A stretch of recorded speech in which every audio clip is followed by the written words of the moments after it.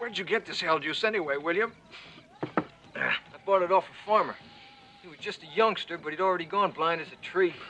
I don't doubt it. The stuff's strong enough to boil the rust off your teeth. What's the matter with you, Abraham? You worried about tomorrow? Leave him be, Merriweather. After all, it is his first action. Well, if my father could handle himself at Lexington and Concord, I suppose I'll do all right tomorrow. Aye, Lexington and Concord. That was the first time out for most of them. And they won their freedom. And ours. Now, that was a real war. Now, it was too long, if you ask me. 8 years of fighting is more than I need or want. That's a right lazy man talking. Did your daddy survive the 8 year it took? Well, he was wounded right after Valley Forge. Sent him home. He's had a limp ever since. Better wounded than dead. Here now. None of that kind of talk on the night before a battle. Where's the damn jug? Are you absolutely certain we'll fight tomorrow? You can count on that, Abraham. When General Wayne sets his cap to fighting, by the eternal fight he does. Aye. And after whooping our troops 3 years ago, the tribes are more than ready to try again. We'll fight in the morning, that's for certain. And there should be a fight more to Merriweather's tastes.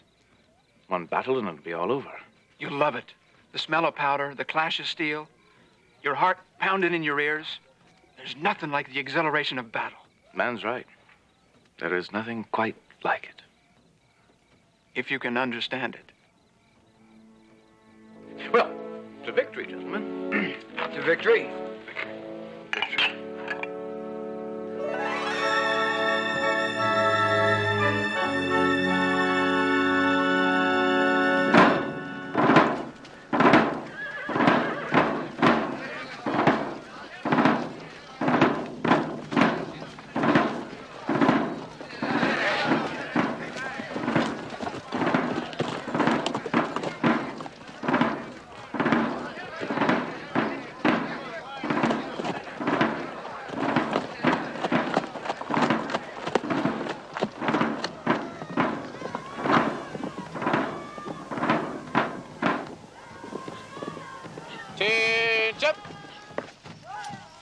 At ease, gentlemen.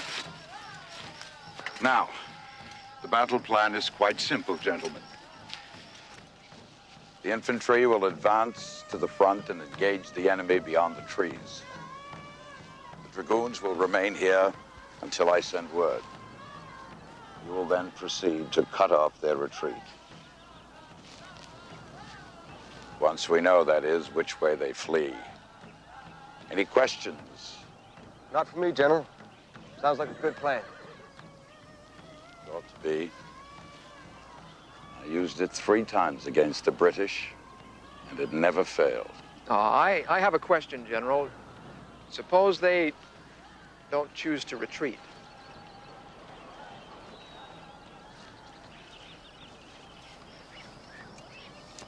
It is our business, gentlemen, to leave them no choice in the matter. Now, let's get about our business. Dismissed!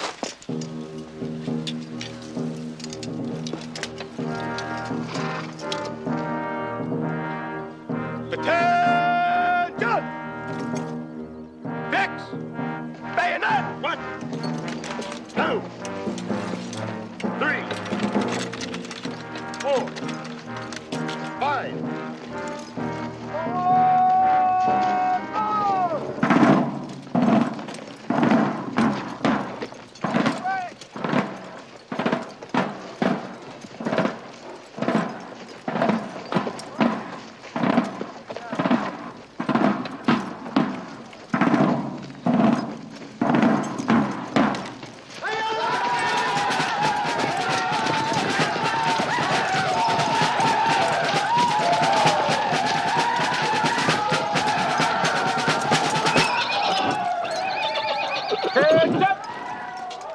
Prepare to mount!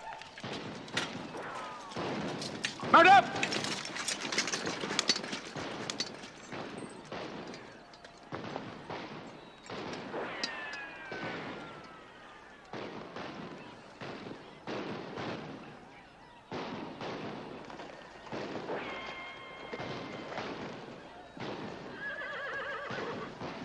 Ease, Lieutenant.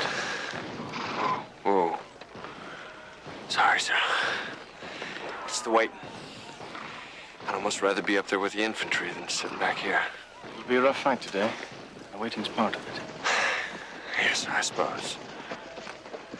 It's just that... That's what?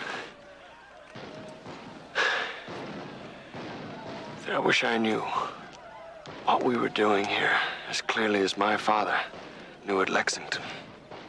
Well, that's the same question. The British have been stirring up the tribes ever since we won our independence. And they've been burning and killing our people on these frontiers for years. Now, our country cannot grow until we settle this thing with them once and for all. Yes, sir. But, sir, in a way, it is their country we're trying to take. Was their country. And then so was Boston once, and New York. And all of America, once. I suppose you'd give it all back to them. Well, no, sir. I...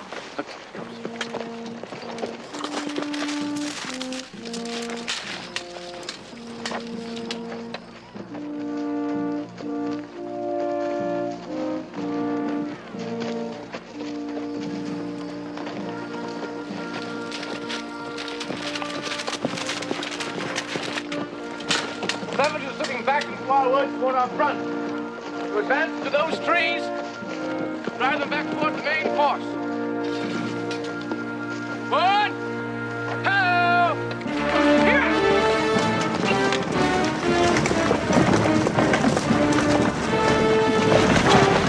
here!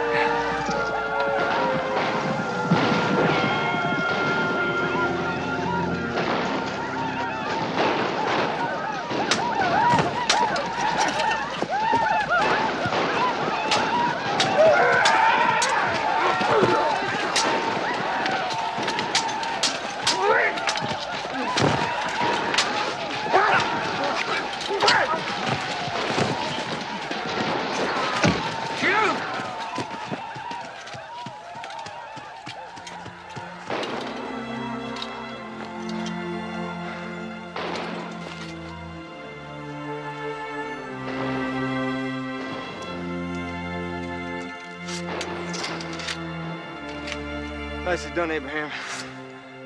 And my thanks. 3 to 1's a little much even for a Clark of Virginia.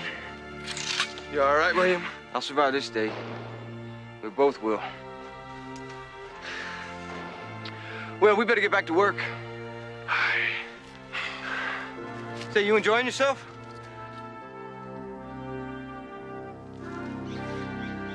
Should I be?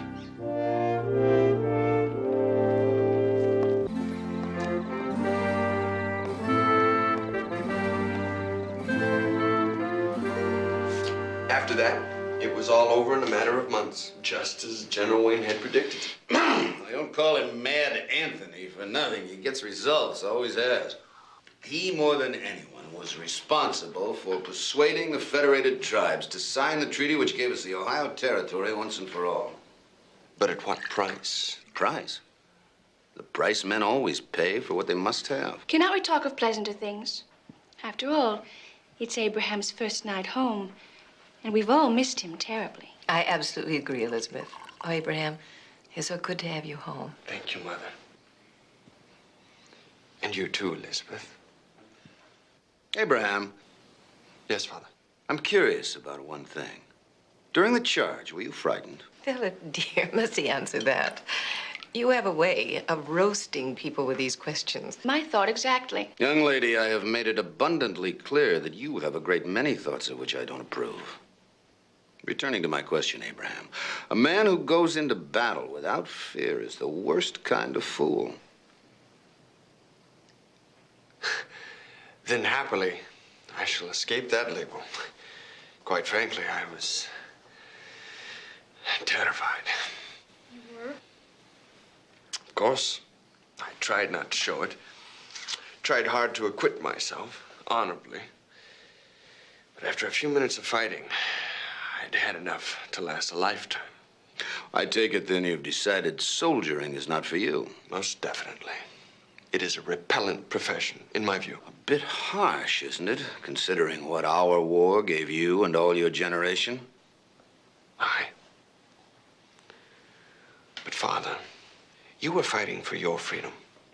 We were fighting to deny others theirs. I see. Well, I imagine your future is open to discussion, then. Why don't we all have tea in the drawing room? I'd like a word with Abraham in private. Of course, dear. But why must we? Come along. Come along. Come along, dear. Let us enjoy our brandy in the library.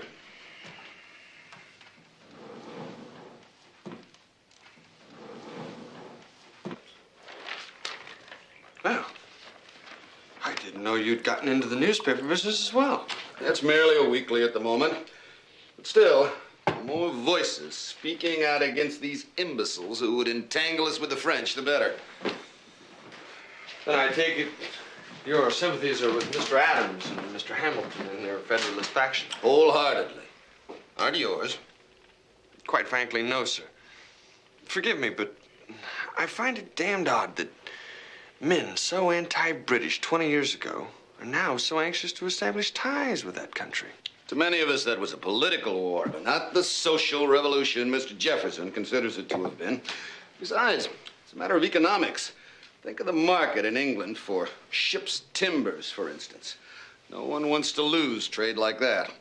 So nearly all of New England has gone Federalist. Well, I haven't.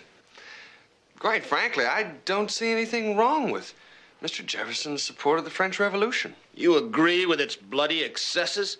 Its destruction of all social order? Well, no. And still Jefferson and his supporters champion its so-called democratic principles. He's a bloody fool to believe government should rest in the hands of all. I still don't see why they must talk in private. This tradition of gentlemen retiring behind closed doors is ridiculous. You and I are expected to be docile slaves simply because of our sex. Oh, Elizabeth, please refrain from using that word in conversation. Oh, Mama, stop. This pious sham of not mentioning certain words is revolting. Nevertheless, you will not use them in my presence or in your father's. He's not my father. My father died before I ever knew him. Your husband is to me merely the man who makes all the decisions around here. Elizabeth. He's always made it quite apparent that I'm an outsider. Oh, child, that is so unfair. That is so unwarranted. Your real father was his best friend, and he loves you, just as I love Abraham, even though he is not my real child by birth either. I don't believe Philip cares for me at all. Well, then you should. He considers you as much a member of this household as anyone else. All he asks is you try not to be so forward and so free-thinking. He might just as well ask me not to breathe or be illegitimate. Elizabeth.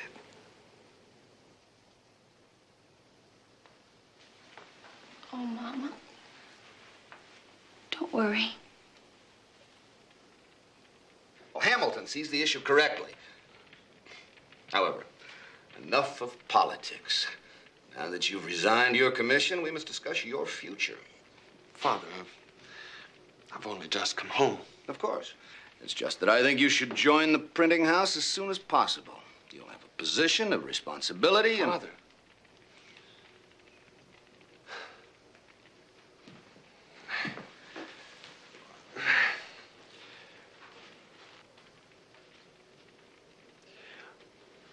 I'm not certain that that's what I want to do with my life. Nonsense. A career with Kent and Son offers you everything. Why wouldn't you want security? A position of respect within the community. Besides, what am I to do with a business I built with my own hands, if not leave it to my son? You have Gilbert to follow you? No. It should be you. You're the eldest. It's yours by right. That's exactly the reason why I prefer to do as you did. What does that mean? Not to do what is planned for me. Strike out on my own. Would you deny me that opportunity? I mean, Father, you should consider it a tribute that I should want to do it that way. I do not consider it a tribute, and I insist you accept my decision in the matter. Father, please, may we postpone this conversation until I've had a chance to think things out. Very well, but I warn you.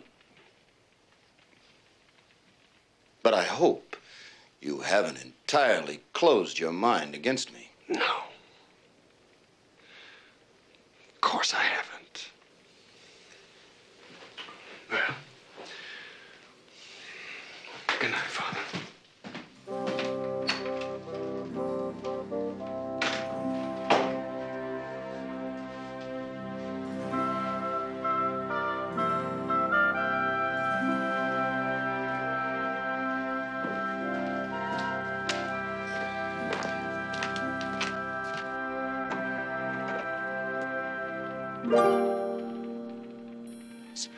Shh. Come here. Hurry. Close the door.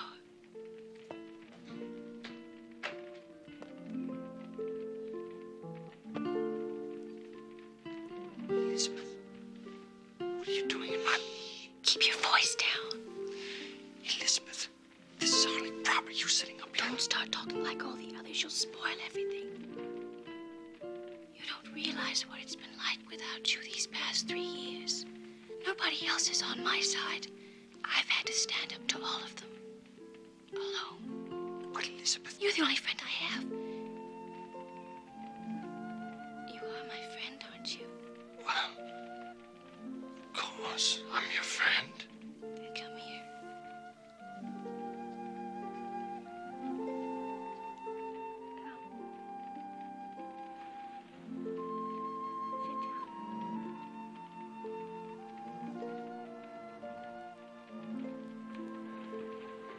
Come on.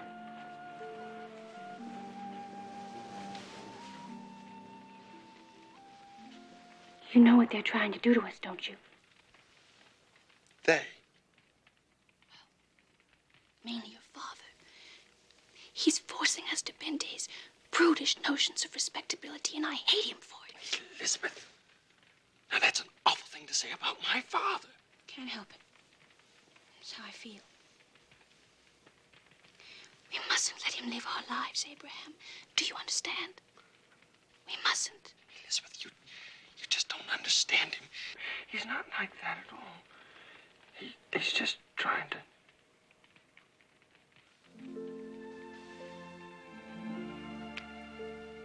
We must fight him. Secretly. Together.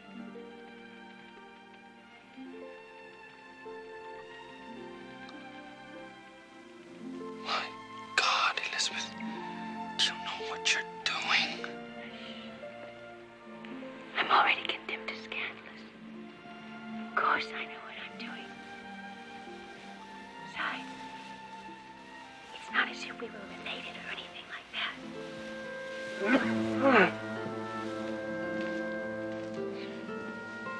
It's only your father on his way to bed.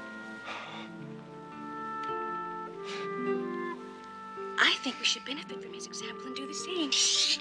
He can hear you.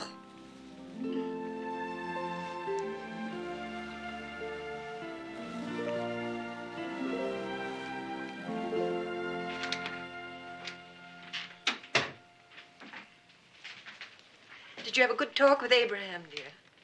I'm not sure. For a son of mine, that boy has some very strange ideas. He comes from good stock, too. His mother's family was solid people, very solid. I'm sure they were, dear. And I know you cherish Anne's memory. You know, I've never resented your first wife. Not in the least. Any more than I ever resented your relationship with Judson Fletcher.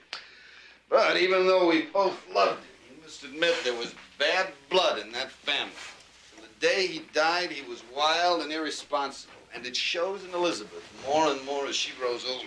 You're too hard on her, Philip. Are you sure you don't resent her just a little bit?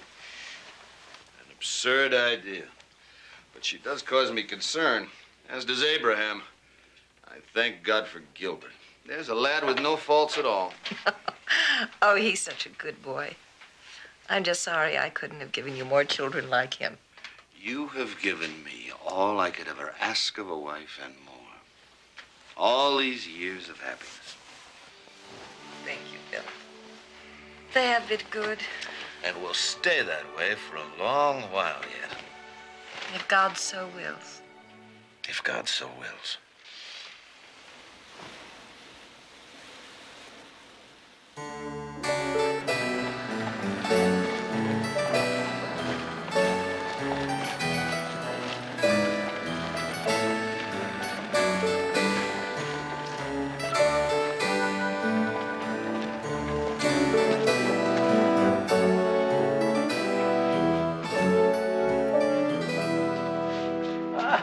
Mr. Kent.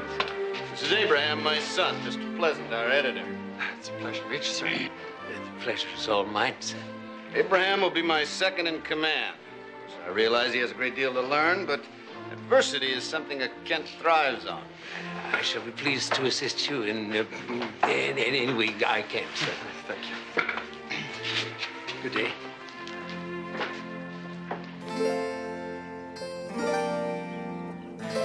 So I asked, what exactly will my duties? And?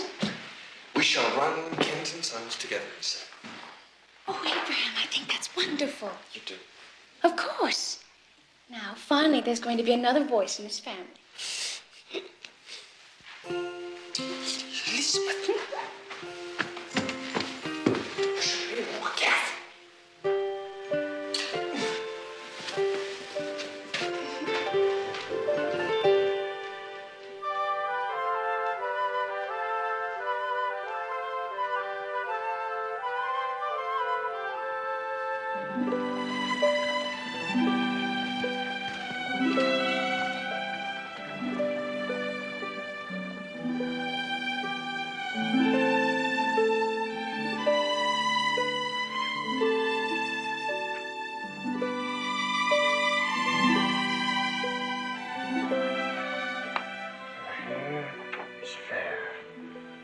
soft as twilight. Her skin so white and smooth each time we touch. Touch. Touch. What rhymes with touch? Yes, come in. I'm sorry to disturb you, Abraham, but the printer is waiting for your review of The Mysterious Monk. I haven't finished it yet, Mr. Pleasant. Oh, dear. Well, but Mr. Pleasant, I would much rather print this. This is a description of Mr. Jefferson's new plow. Experts claim that it will change. What is it, Mr. Pleasant? Well, I would like to print it, Mr. Abraham, but father won't allow it. Well, Mr. Kent does make the final decision, sir, and you know his opinion of Mr. Jefferson. Yes. Yes. And his decisions always seem to countermand mine. You notice that, Mr. Pleasant? he insists that he values my opinion and wants me to help in the business. But each time I state my opinion, I'm sorry. Mr. Pleasant, I shouldn't put you in the middle of this. Oh, please. It's just that, Mr. Pleasant, I've been here for over a month and I've contributed nothing. I understand, sir. Try to be patient just a while longer. I'm sure that everything will change. Well, I hope so. After all, this is a newspaper, and we are obliged to print what is newsworthy. Not one man's slanted opinion, even if he is my father. And the owner, sir?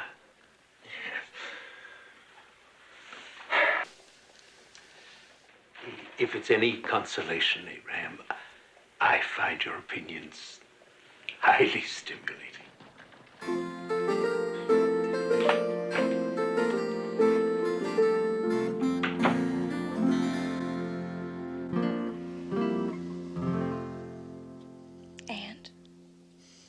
And I suggested that we modify the presses to increase the output. He said that change was more often a vice than a virtue. God, Elizabeth, what am I doing there? I think it's belittling the way he treats you. Belittling and cruel. Truthfully, I don't know how you stand it.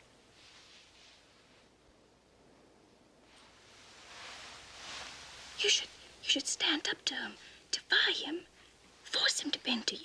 How do you propose I do that? After all, it is his printing press. Agreed. But your father's like all bullies. Unaccustomed to anyone fighting back. You defy him enough times, and I promise you he'll start to retreat. Oh, God, Elizabeth. You make everything sound like such a battle. It is a battle of survival, with our futures at stake. If I do deny him, will you stand by me? Of course. Haven't I been all along? I need you. I want you more than anything. Then do this for me. For us.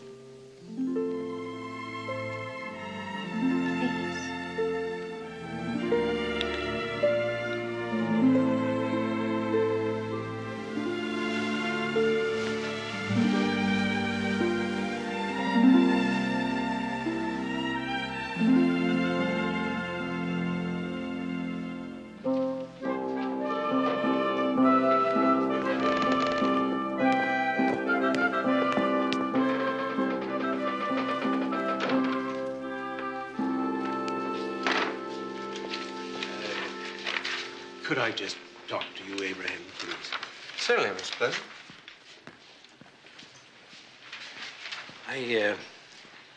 I don't think your father would approve of your efforts to help.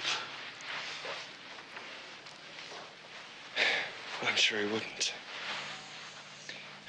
I've got to do something, Mr. Pleasant. I'm upstairs. I'm pushing papers around. I feel absolutely useless. I know how difficult it is, but as I said before, sir, please try to be patient. I'm awfully sorry, sir. Mr. Pleasant, I wonder if my father really knows how truly valuable you are.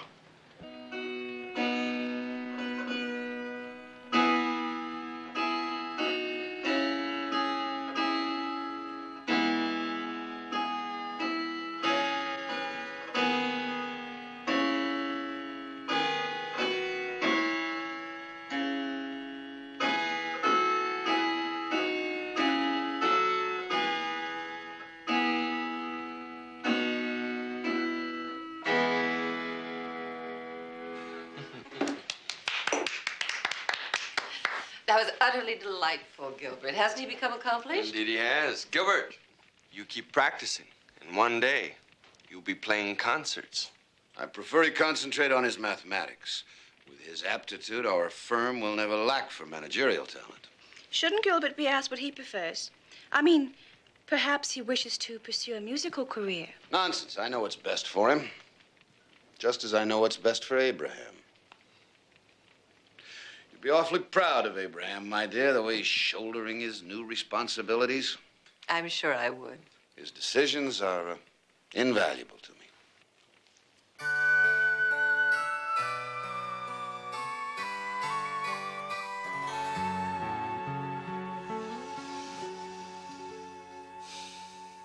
Elizabeth, please.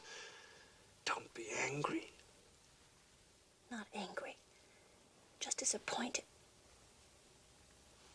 You promised, remember? I know I promised, and I intend to keep my promise. You didn't tonight. His decisions are invaluable to me. Please. Oh, damn. Why didn't you call him a liar? In front of Mother and Gilbert. Now, that's hardly proper, is it? To hell with being proper. And to hell with you, too, if you intend to be Philip's perennial doormat. Elizabeth, please, be patient. Everything will work out all right. I promise you. Trust me. You know how much I love you.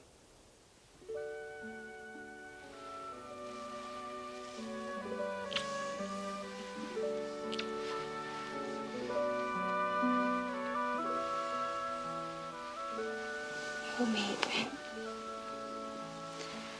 Hold me so tight I can't breathe.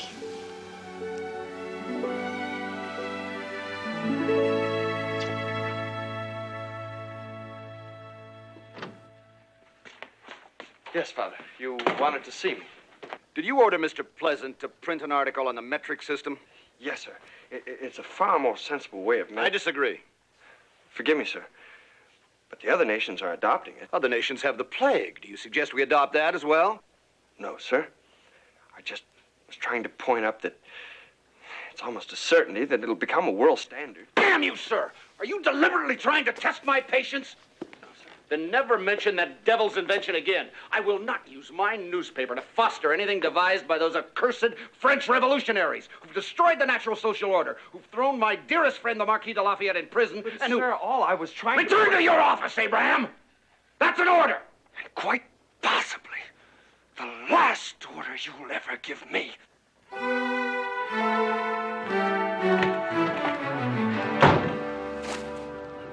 Out west? Yes. When? Right away. Elizabeth, I want you to come with me. As my wife, of course. Of course I want to marry you. But living out west, well, that's something I've never even considered before. Nor I, until recently. Elizabeth, we'd be on our own out west. Nobody to tell us what to do, how to live our lives. It sounds appealing, I admit. But what about money? I mean, how would you earn a living? I'd farm. Oh, I know I don't know much about farming, but I could learn. I will learn. Besides, I've collected several articles by Jefferson, and he's an authority on farming. He also owns land. Well, so could we. Elizabeth, when I was in the army out west, I saw people move in and settle where they wished. Squatters, they were called, I believe. Isn't that unlawful? Not if you move far enough west. Like west of Cincinnati, for instance. That far? Well, you have to move that far, so no one will bother to dispute your title. Oh, Elizabeth. Elizabeth, it's all so exciting. Please, say you'll come with me. And if I don't? I mean, will you still go without me? Yes. It will be the hardest thing I've ever done. But I will go. I must. Very well, then. You leave me no choice.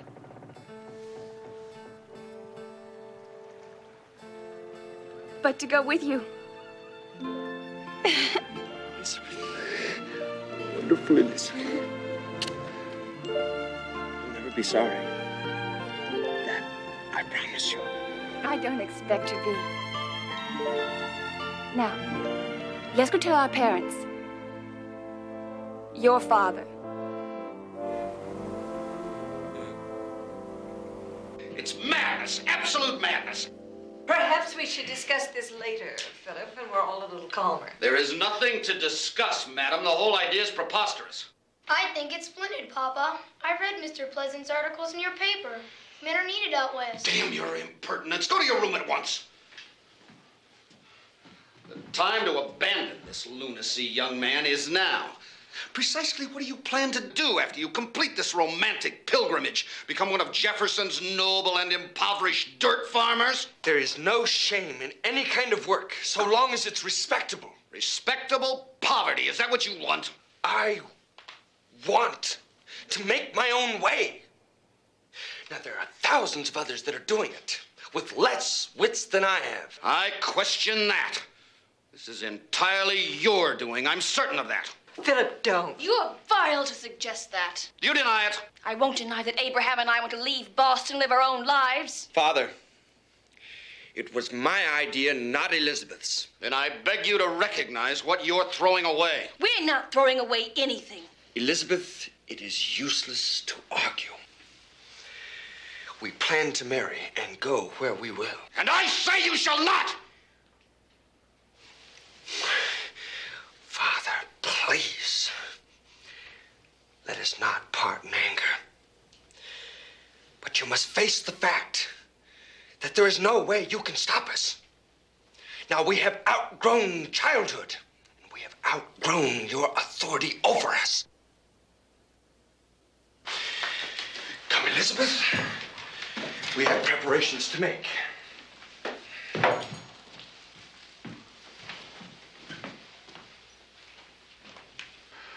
All those years, all that work, and it comes to this.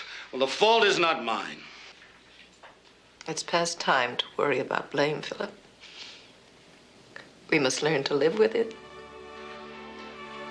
Yes, I suppose we must. Well, I thank God for Gilbert, then. At least Kent and Son will survive.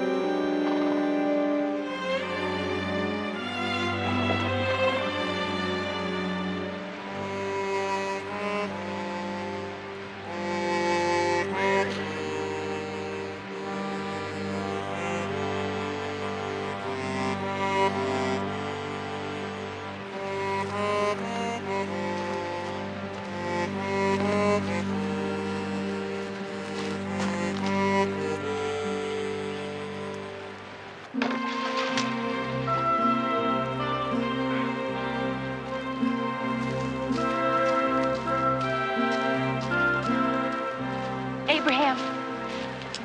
What? Nothing.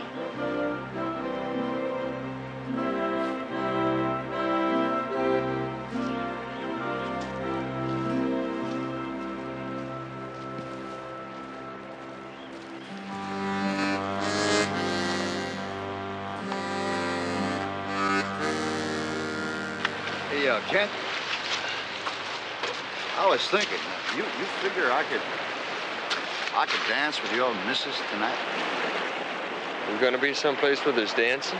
Sure, we'll be up at Clapper Settlement before dark. I got a mess of friends up there.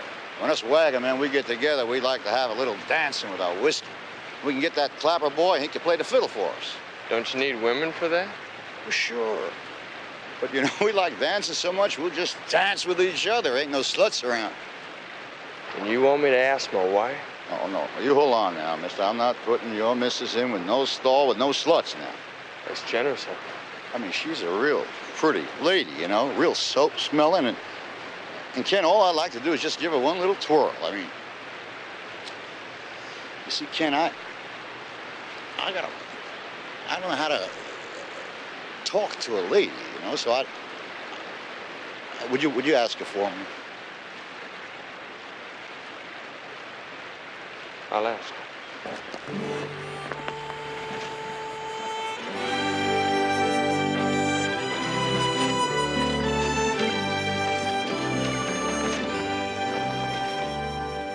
Dance with me? Why wouldn't let that filthy, illiterate scum close enough to touch me? Then I guess I should strike his name from your program. That isn't amusing, Abraham. Sorry. Neither's the lecherous way he keeps looking at me. We were wrong to hire him.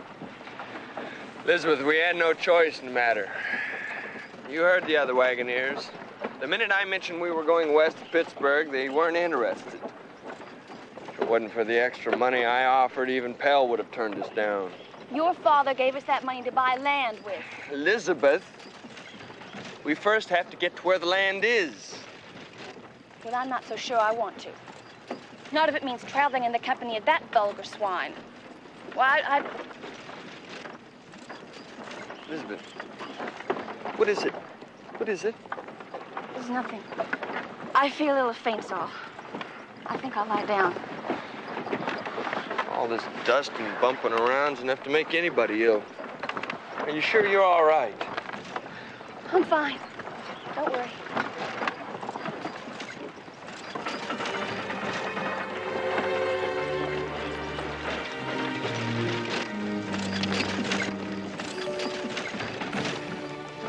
Have you considered Elizabeth?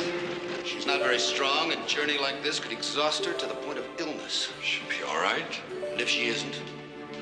Father, if you're trying to frighten me into changing my mind... Not frighten, reason. Despite what you or Elizabeth may think, I do care what happens to you, both of you. Because I care, I want you to have this. $500. It should buy you enough land out there to provide for both of you. $500?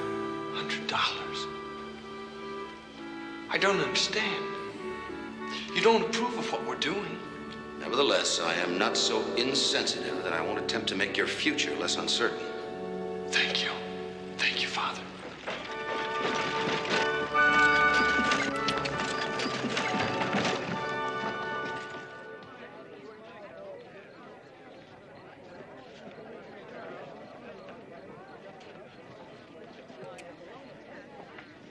Good health, my friend. Thank you.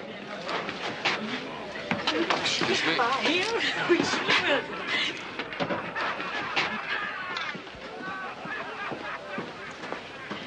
Here you are, my friends. Berries aren't as sweet as the good Lord intended.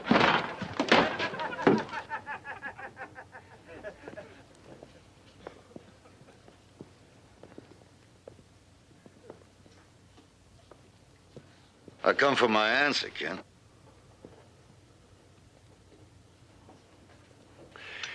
Mr. Pell, my wife isn't up to dancing this evening. Is that right?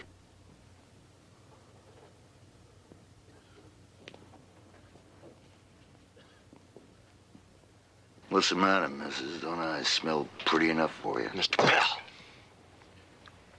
you received your answer. Now leave us be.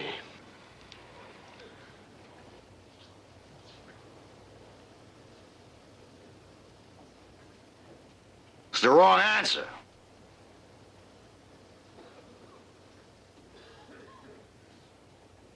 This ain't over yet. I'll have me some whiskey!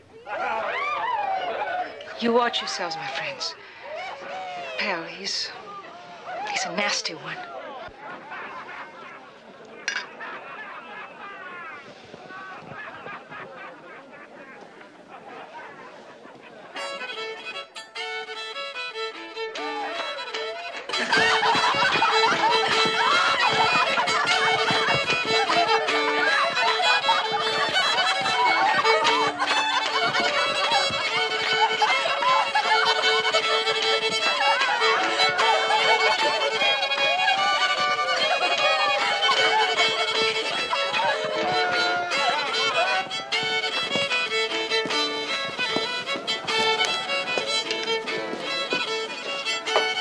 offer I got last week.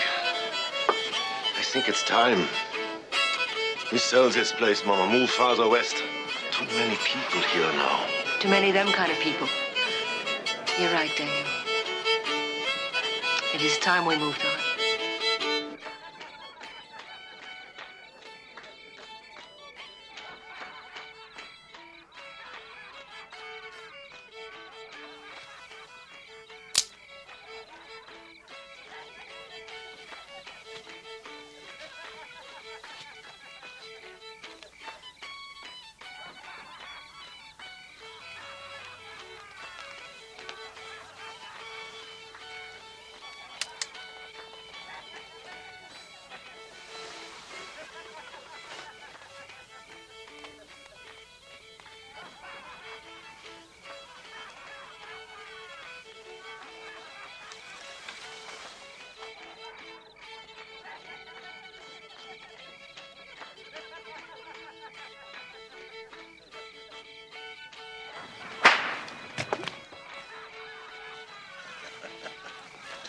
You gotta be more careful here.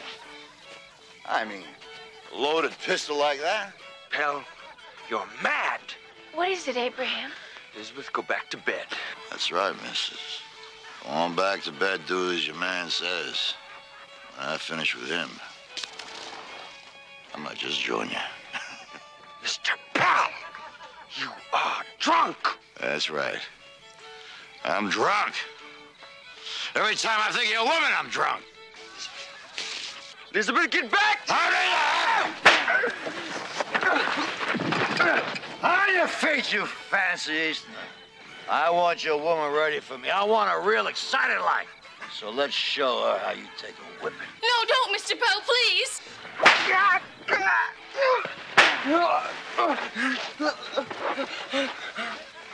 Pal! Pal! Before I'm through with you, mister! Oh, God, no, don't, Mr. Pell, please. Your bones are gonna be all there. Someone, anyone help. Please help us. Elizabeth! Pal! You, Elizabeth!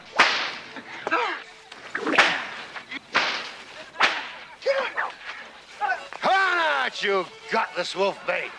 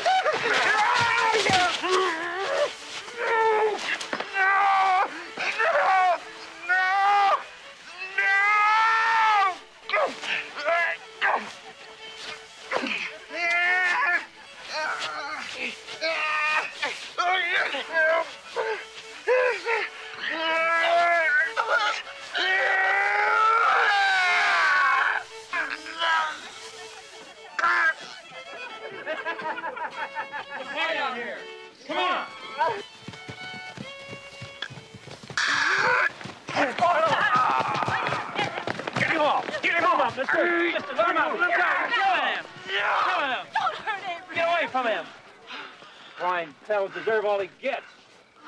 Look to your wife. He's dead. None too soon. Don't know about you, but I'd say that young fellow's done us all the service. Are you all right? Are you all right? Yes, I am, but... What? What is it? Are you with child? It's true. When? How long have you known? Before we left Boston. Boston? That's been weeks. Why didn't you tell me? I wanted to, but... Well... I was afraid you wouldn't leave, and I wanted our child to be born in our new home. Please don't be angry, Abraham. Angry? Angry? I can't be angry. I have 2 people to love now.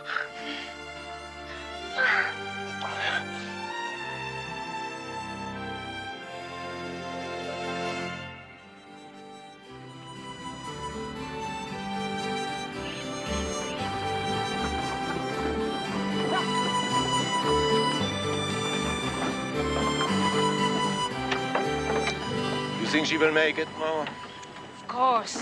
Have you forgotten I gave birth to Adam on the trail? Yeah, but that was you. Here is a fragile flower. And what am I? A blundering cow?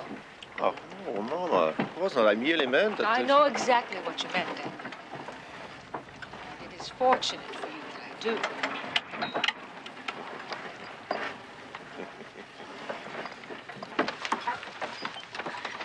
You happy, darling?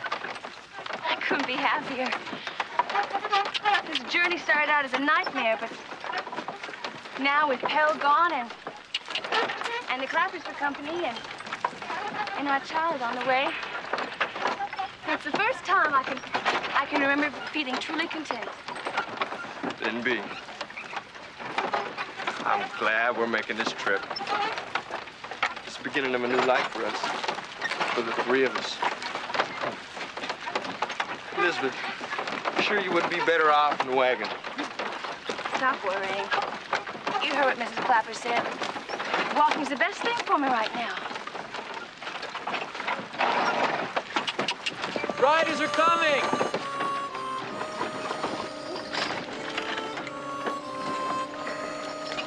Abraham, pull up!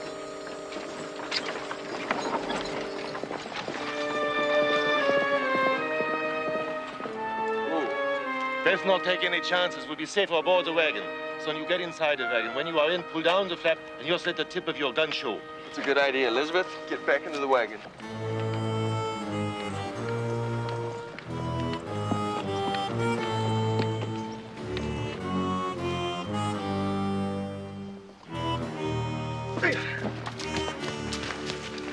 Elizabeth! Get down! Get down!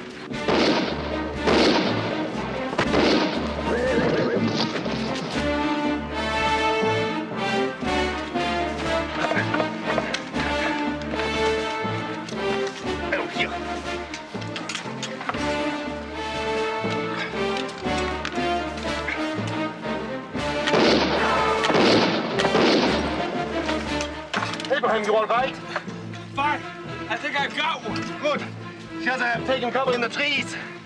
Everybody stay alert. Elizabeth? You all right? I'm fine, Abraham. Just fine. Stay down.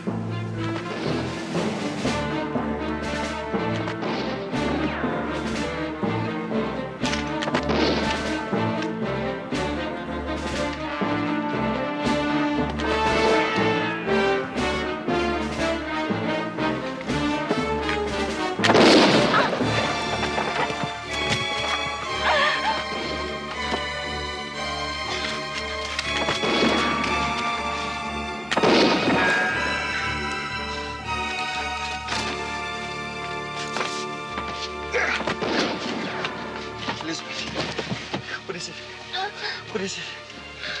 It's the baby. Get Mrs. Clapper. Hurry.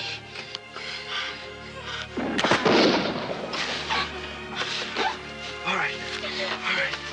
Oh, God.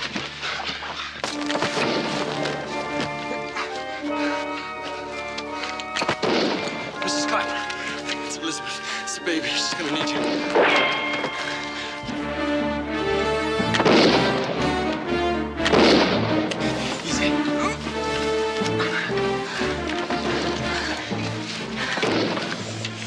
I need some water.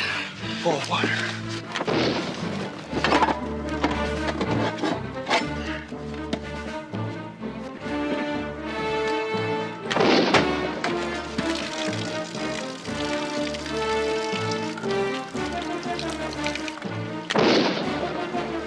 Hier, Adam.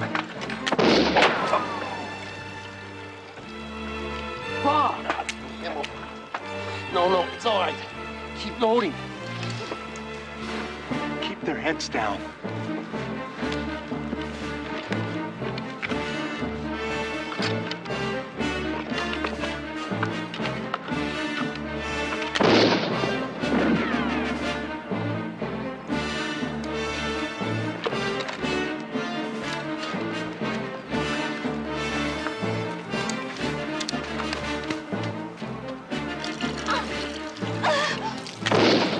Need my help. us be in the way. Here. You're gonna be all right. I know what's to be done.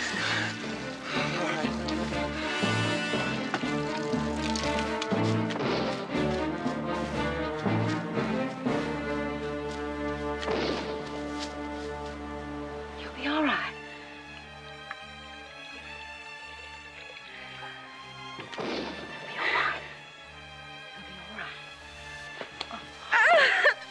Real tight.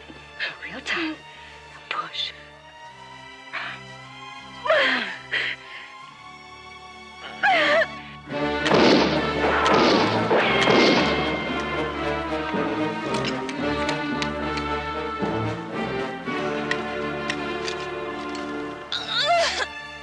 Push, Elizabeth. Push real hard.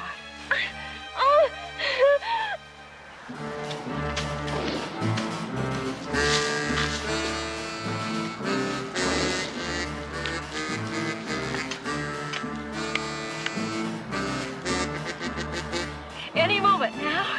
Baby is coming.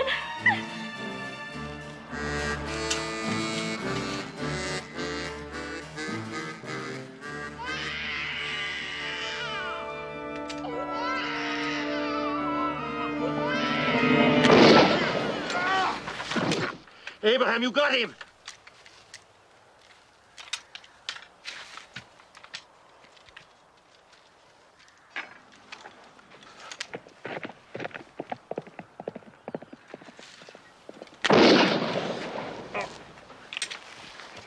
Elizabeth! You have a son, Abraham. A beautiful and healthy son. Elizabeth? She's fine. She's just fine. You can see them both in a few minutes. Daniel? It's nothing, Mama. What is it, my friend? I was just thinking. I owe my life to my son.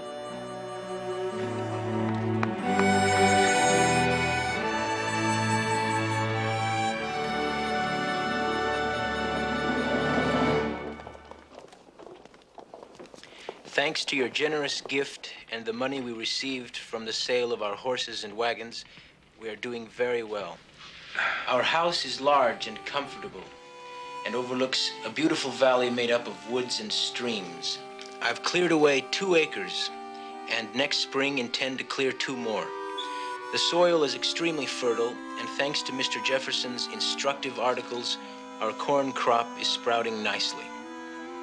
We've seen several Shawnee Indians, something that excites Jared and alarms Elizabeth.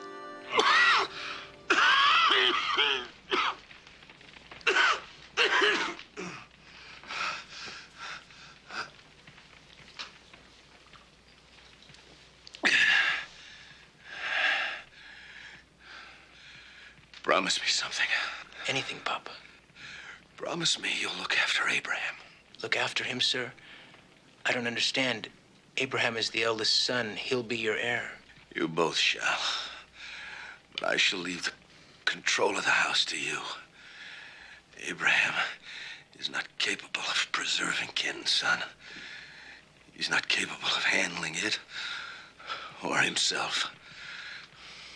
He may never come home, but if he does, promise me you'll look after him if it's ever necessary. Of course, Papa. He's my brother. That's right, Gilbert. He is your brother, and you must never forget it.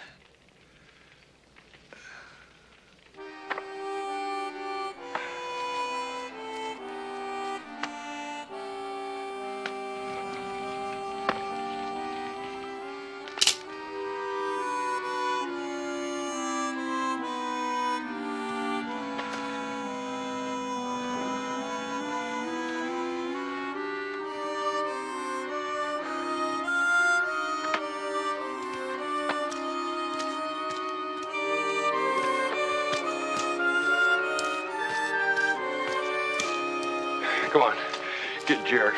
We're going to the Clappers. Right now? Right now. If I don't get away from here for a while, I'm gonna go mad. I'll get the wagon. Jared!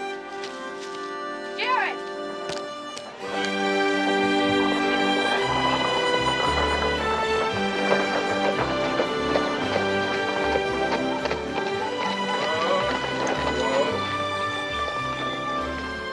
Oh, my, he's really growing fast. Going to be a fine-looking lad in no time at all. I don't know how he survived this long. I don't know how any of us did. You'll be fine. Just take some getting used to. It's frontier life. As I was saying, farming is hard work. It always was. It's full of failure and disappointment. But you have to stay with it, for better or worse. It's like being married, only to the land. I try. God knows I try. So does Elizabeth. But sometimes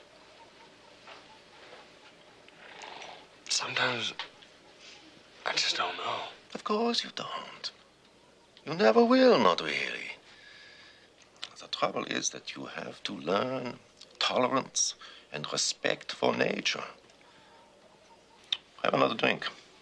Corn is good for more than eating, especially when you are feeling low.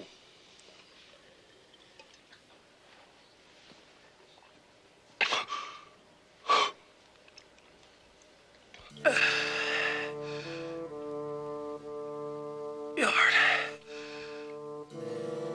I haven't that much time left.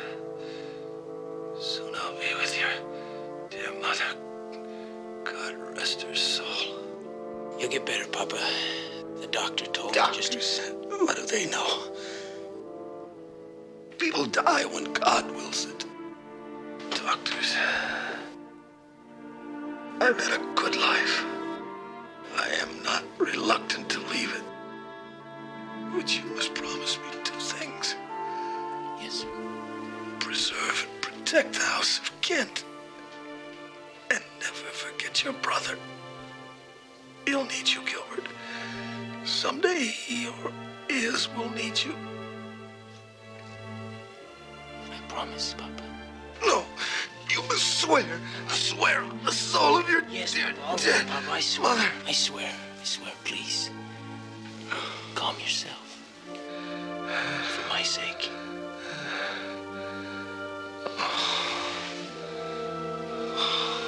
Good night, Papa. Rest easy.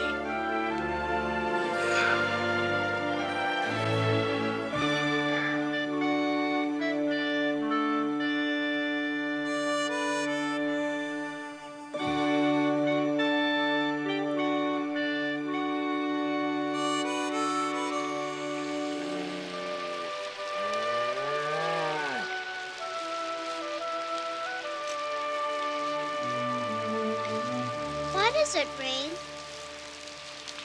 Those are God's tears, Jared. Why is he crying? Because somewhere, one of his children just went to sleep forever. And he's sad.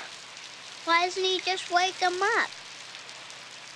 Because he's too busy trying to help Henrietta here make milk. Come on, old friend, don't dry up on me now. You know, Elizabeth,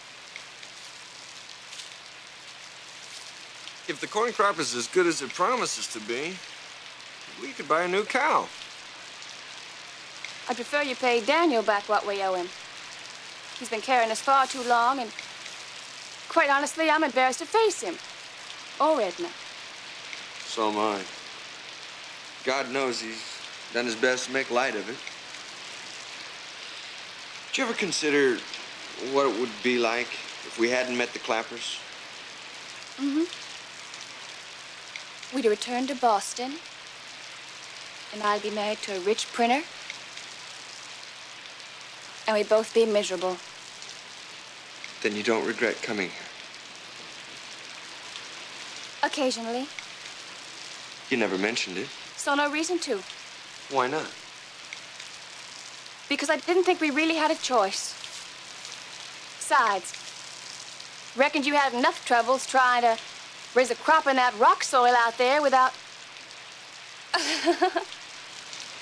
What? What is it? Reckon. My, how delightfully rustic I've gotten. Couple more years and I'll be saying ain't. Just so you say I love you. That's all that matters to me.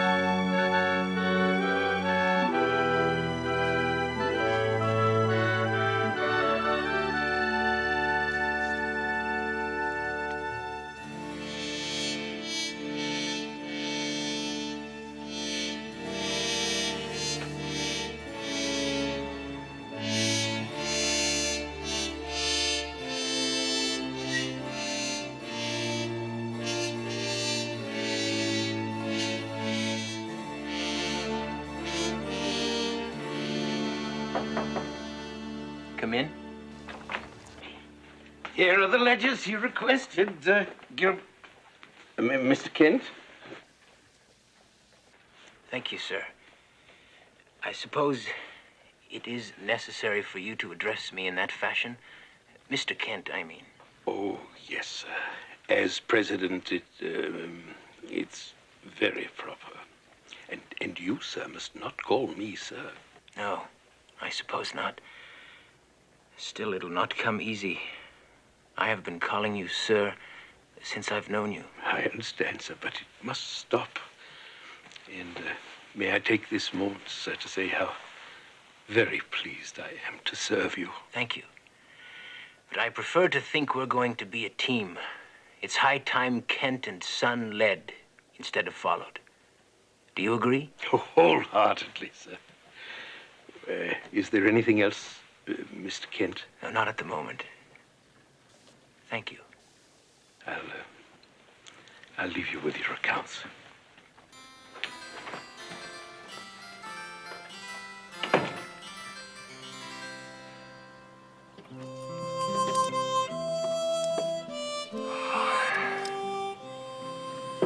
Tell me truly, have you ever seen a more magnificent sight in your whole life? Never. Dear, sweet, brave Elizabeth. I do believe the sun is beginning to shine on us.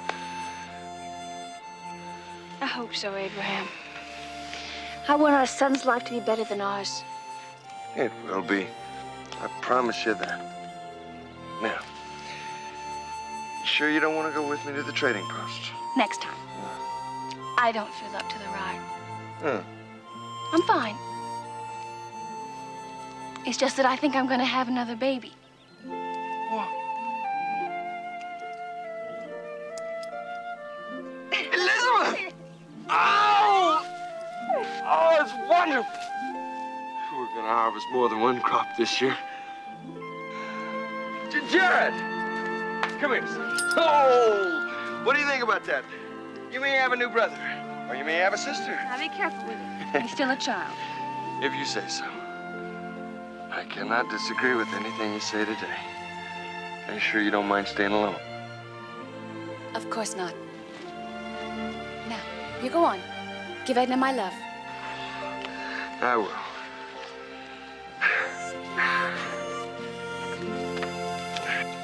Well, here is to your good fortune.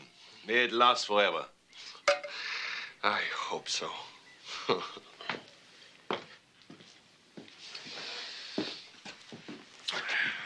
Daniel, after 4 aching years of failure, a little prosperity is going to be a welcome change.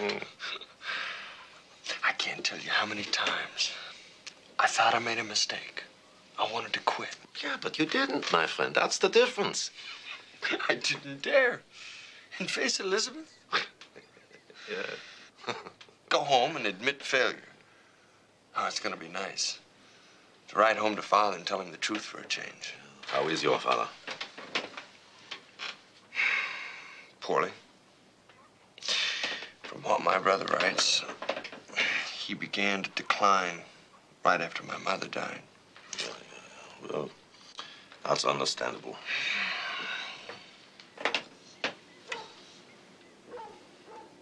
I couldn't have made it without Elizabeth. Nor would I have pretended I'd wanted to. Ha. Come, drink up, my friend. We are here to celebrate, not to toast gravestones. Here is to the beginning of your newfound prosperity and your second child. Aye.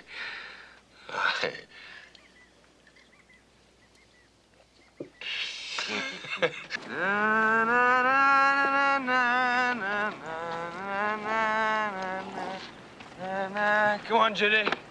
Let's go. Let's go home.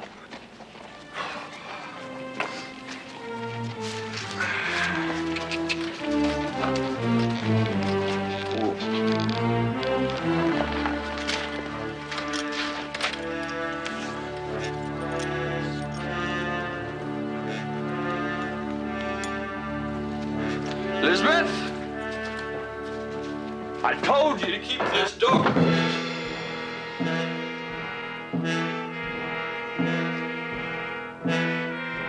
Oh, my God.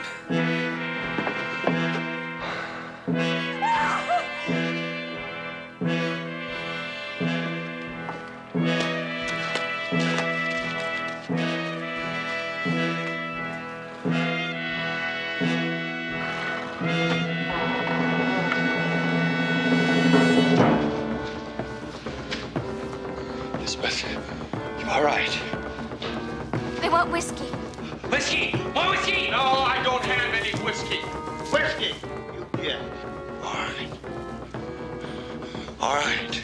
Whiskey! All right. Get your whiskey.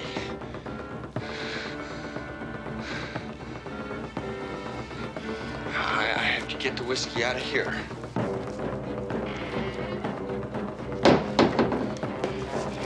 It's down at the bottom.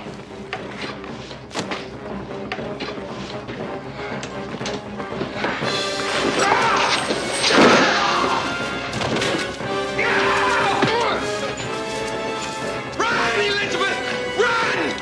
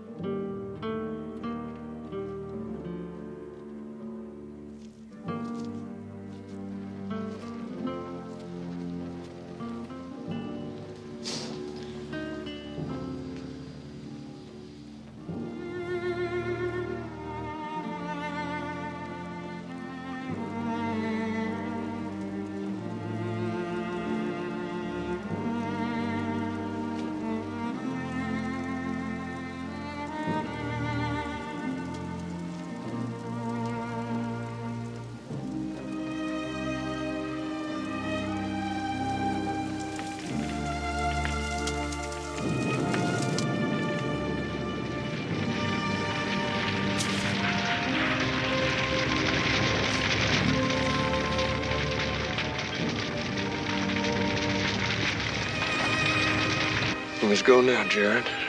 Can't leave yet, Pa. You're my son. I'm waiting for God. What for? Isn't he going to cry for Mom?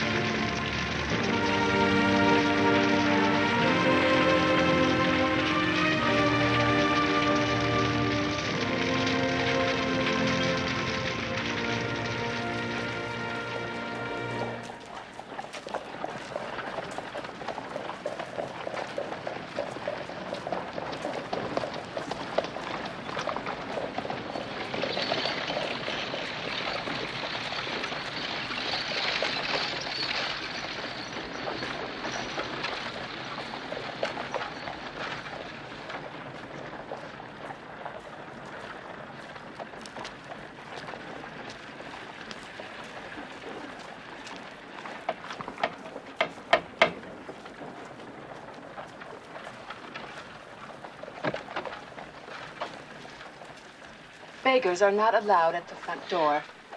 I am not a beggar. This is my home.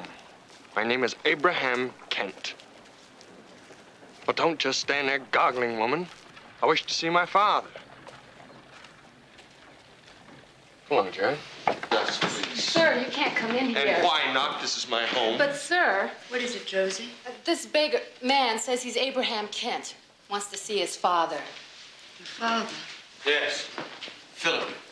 Philip Kent. He still lives here, doesn't he? Well, Mr. Gilbert Kent lives here now. I'm his wife. Obviously didn't receive my husband's last letter. He wrote to let you know that... Ma'am,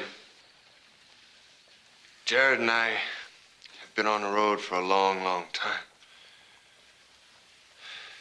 Is there something wrong? Mr. Kent, your father's dead. He passed away in his sleep.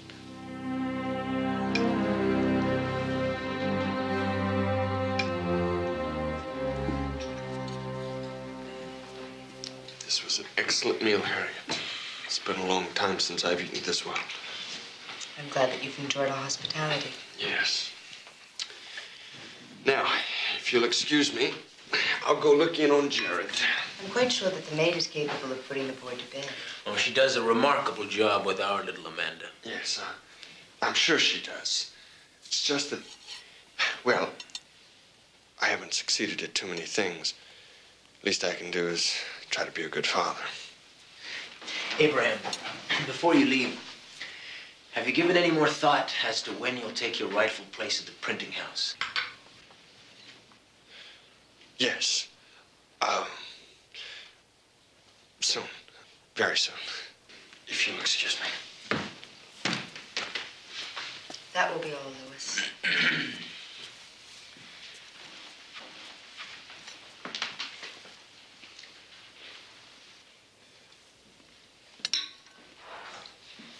What do you mean, his rightful place? Well, the firm is as much his as it is mine, isn't it? Maybe even more so. After all, he is the eldest son. That's utterly ridiculous. You're only saying that because you feel guilty. That's not true. I would help Abraham any way I could, regardless of what I promised Papa. What you don't seem to understand, my dear, is that I love my brother. Gilbert, you're a fool. Perhaps, but the matter is settled. We will speak no more of it.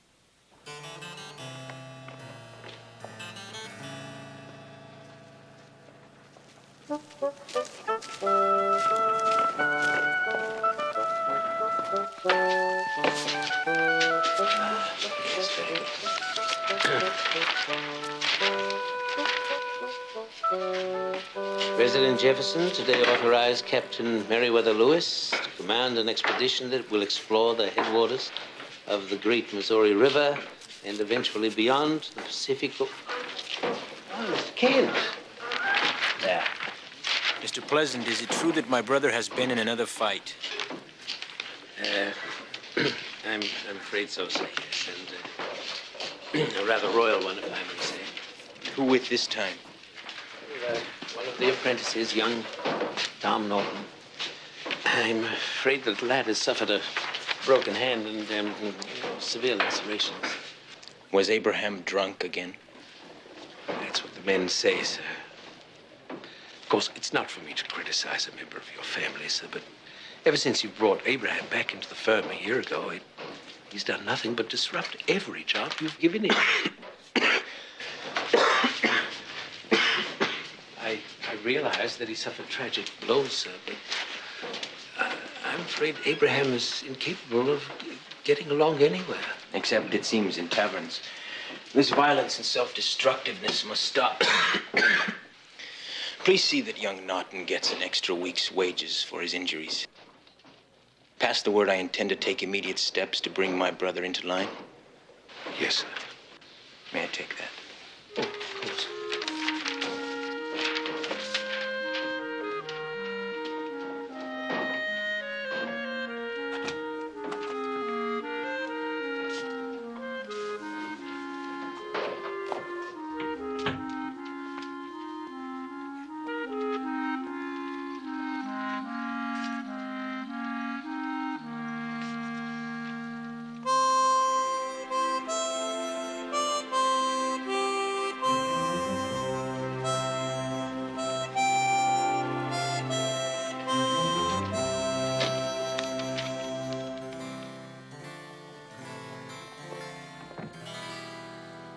Good afternoon, my dear.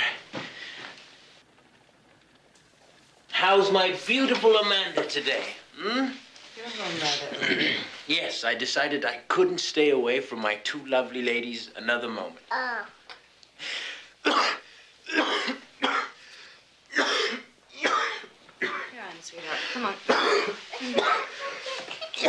Well, maybe later.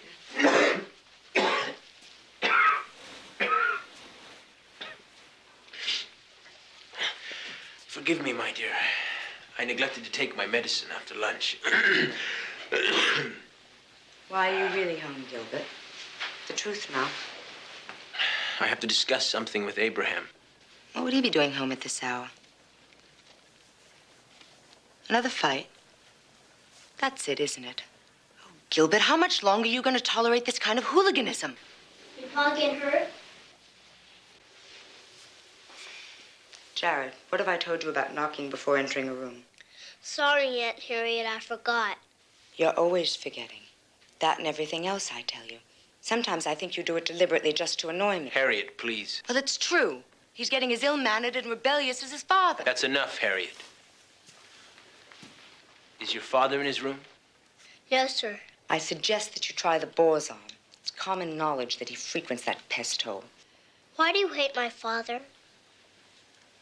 It's not a suitable question for a boy your age. That's true. You hate him and you hate me. Jared, that's enough. Please go to your room. I wish we didn't live here. You little spoil.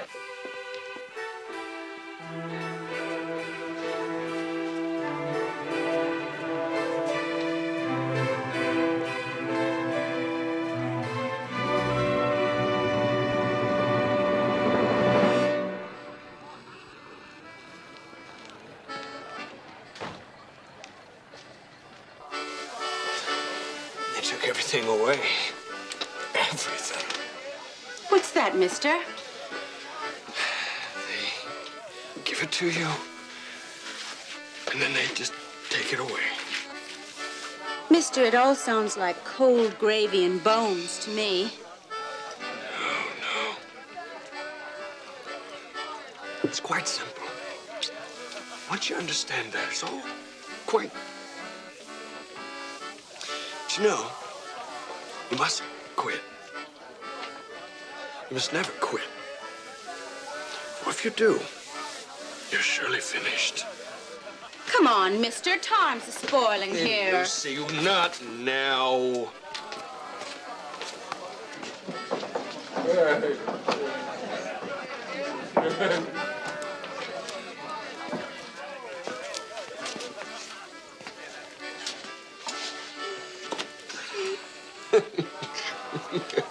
This is Mr. Beacon Street himself. Did you get lost, did you? No jokes, Abraham. I have to speak with you. Speak? With me? Well, speak. I've no secrets from pretty Lucy. What I have to say is strictly between brothers. I'll wait for you outside. Here. Well, who the hell you think he is ordering you about? You ain't going, are you? Now, Lucy, I have to. If I don't, one of your bilge rat friends will be cutting him from gizzard to his knees.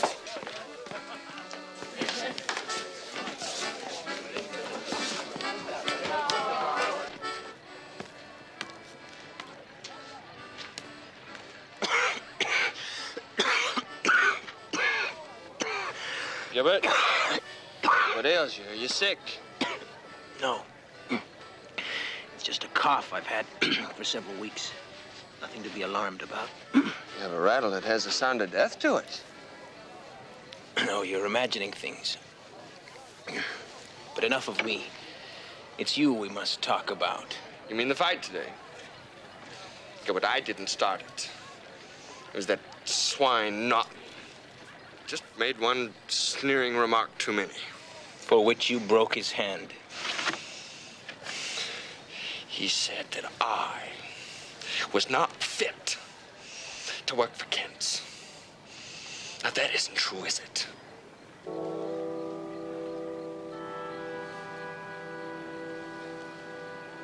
Is it? Please join me inside. The night chill cuts through me. Gilbert, you have not answered my question. Calm yourself. We have much to discuss.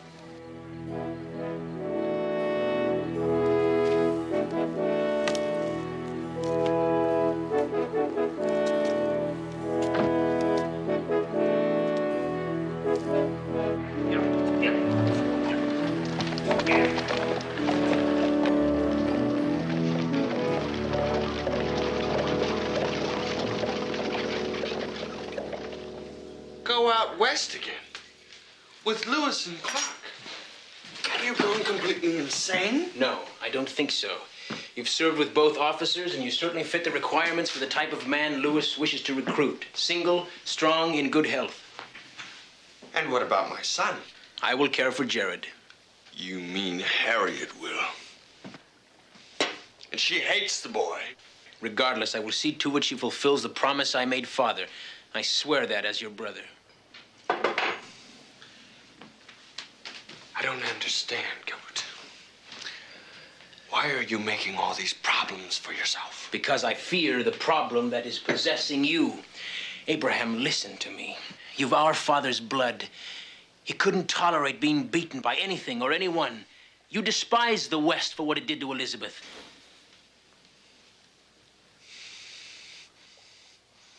And what of it?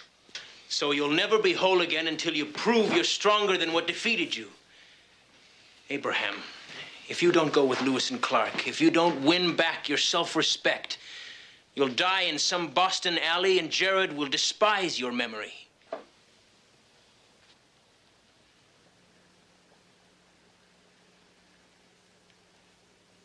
Then Jared will have to despise my memory. You cannot mean that. I mean that. I have no choice. What are you saying? I'm saying this, brother. And this. And this. That's right. That's what that is. It's the pox. I've been with one slut too many. My God. Oh, I have worse ones on my body. insult a physician. Gilbert, the pox is incurable. You know that as well as I. I'm afraid that I'm doomed. If you don't mind, I'll collect my son. You're not going to take him. I certainly am. I'm not leaving him in a house with a woman that hates him as much as Harriet. That is a fate worse than the pox. I will not permit it. You have no choice. No! Gilbert!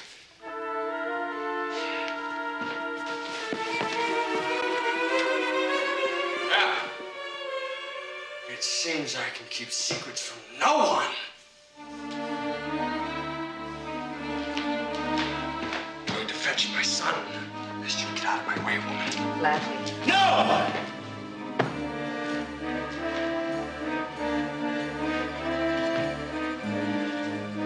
Don't make me shoot.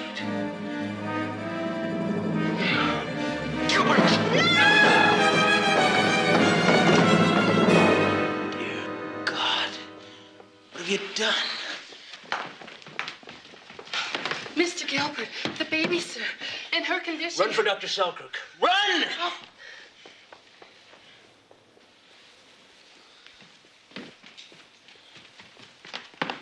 Come, Gilbert, let's take her into the library. Don't touch her.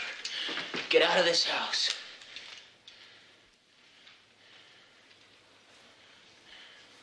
Jared? He stays. Now get out.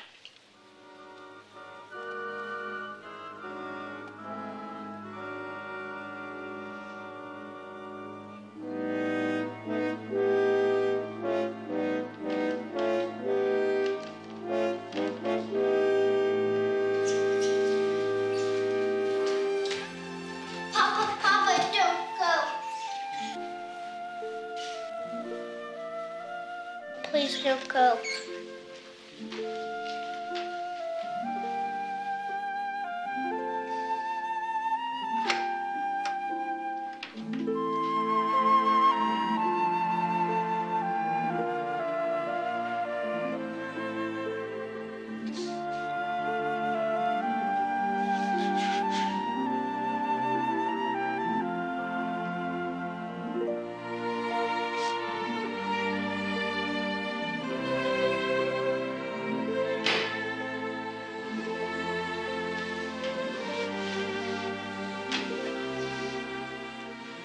Go back upstairs, Jared. Go on. Do as I say.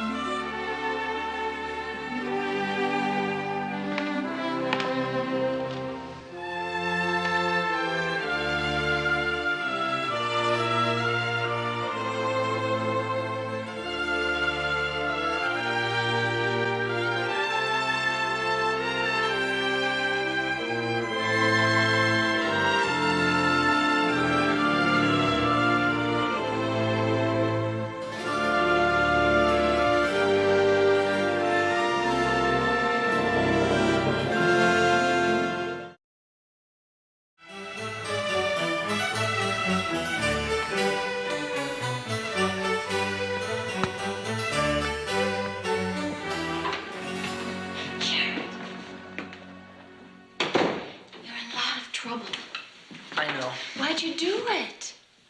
Never mind. Where's Aunt Harriet? I think she's waiting in the library. She's going to whip you again. We'll see.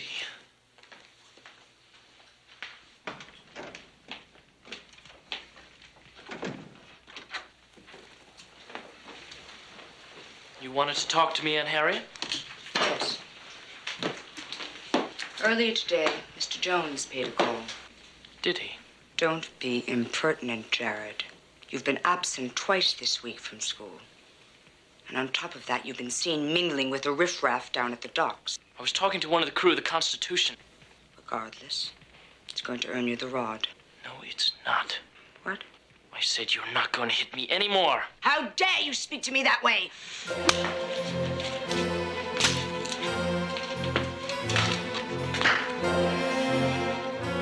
I'll see you pay for this, Jared Kent.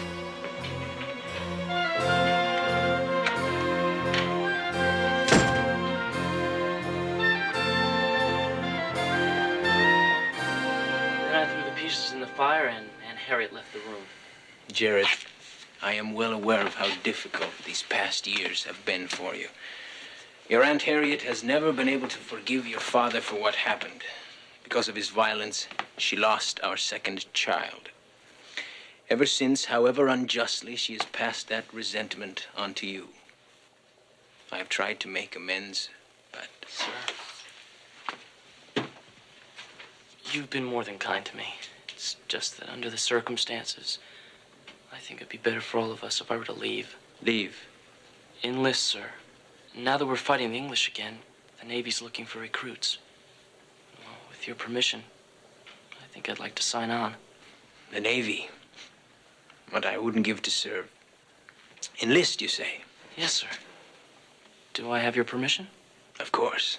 In fact, I might even be able to help. I have some political connections, as you know. I'll tell you what. Give me a day or two, and I'll see what I can do. Yes, sir. Thank you.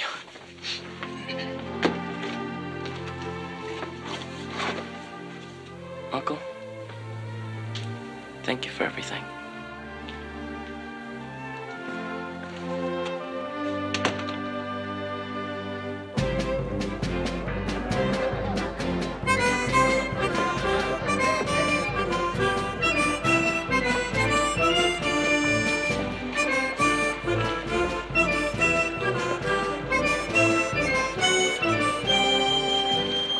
Hey, make that for me, will you?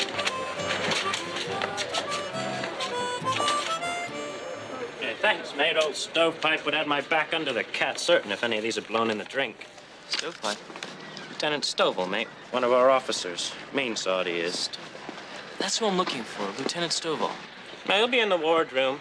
The name's Prouty. Oliver Prouty. But I like Ollie better.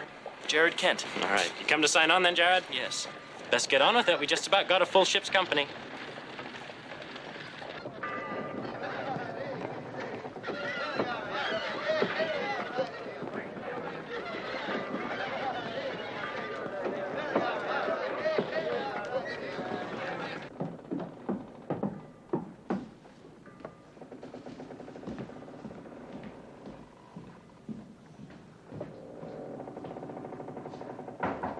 Let's come in.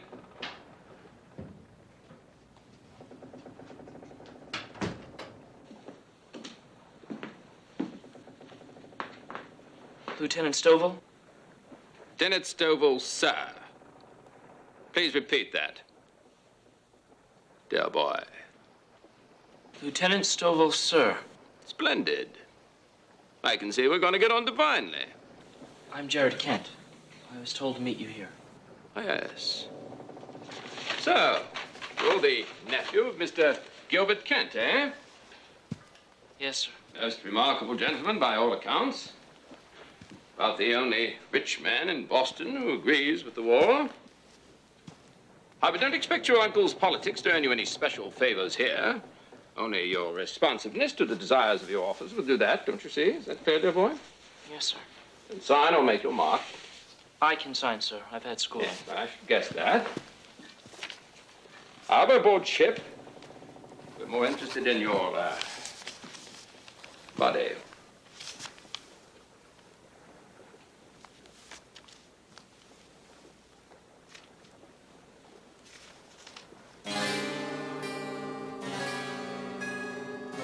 We pick it up, dear boy. Unless, of course, you wish me to pick it up. Which time, don't you see, I shall tear it up and boot you out here. My, aren't we the nervous one? But, sir... Hopefully, a spell at sea will calm you down. Report to the end of Long Wharf. Dawn tomorrow.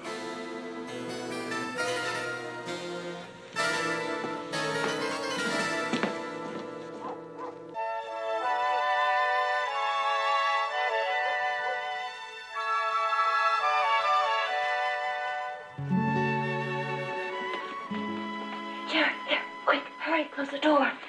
Amanda. Jared, Mama won't let me go with you to the docks tomorrow. She says it's too dangerous. No, she's right.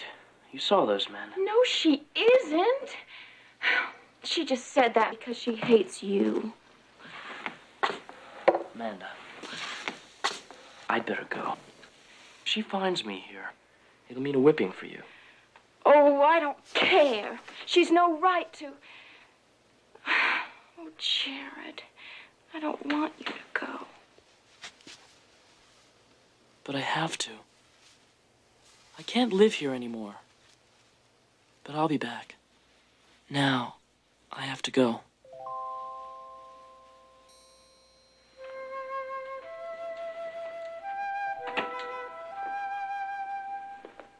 Here. Promise me you'll come back. I promise.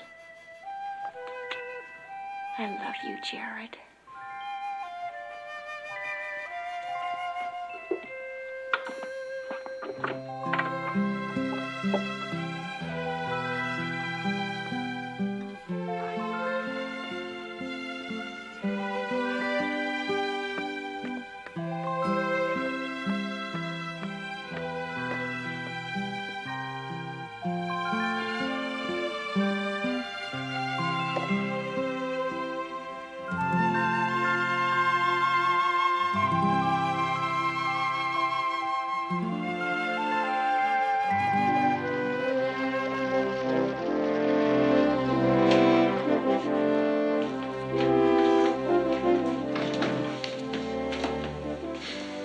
So, you're off then?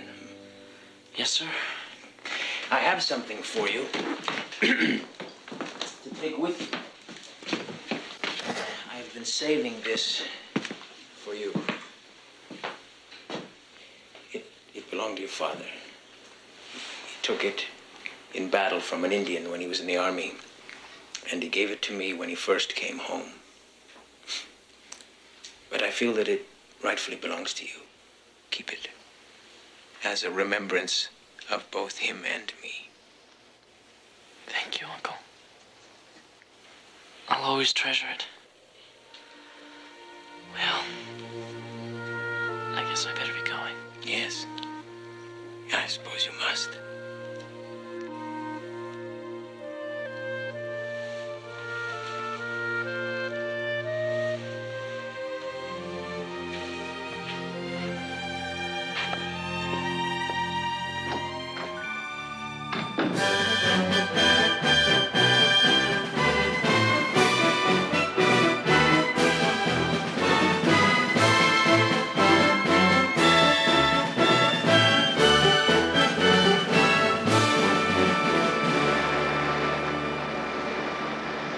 I appreciate your impatience for action, Mr. Morris, but I'm not sure it warrants changing course. But we've logged 18 days, sir, without even sighting a British sail. He's right, Captain. Frankly, sir, I don't think that in these waters there are any British ships. I disagree, gentlemen. Call it intuition or just rum in the bones. I'm convinced that once we're beyond Cape Race, we'll engage the enemy.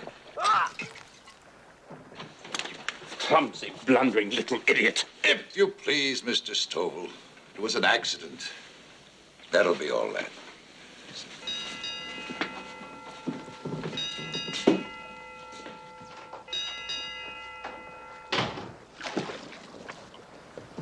You messed up his uniform? Intentionally jabbed something in my leg. Well, you really think that's gonna matter, do you, Jared? Cripes, you'll see you get the cat now for certain. Jared, report to Lieutenant Stovall's quarters. Right away.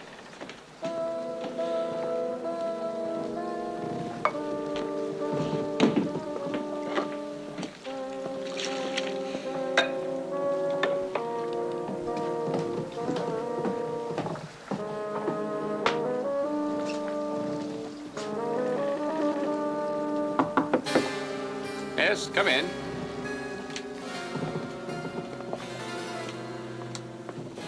You wanted to see me, sir? Close the door, dear boy.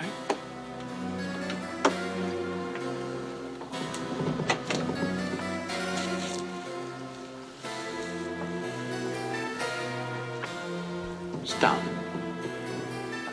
I'd rather stand, sir. Damn your impertinence. I ordered you to be seated.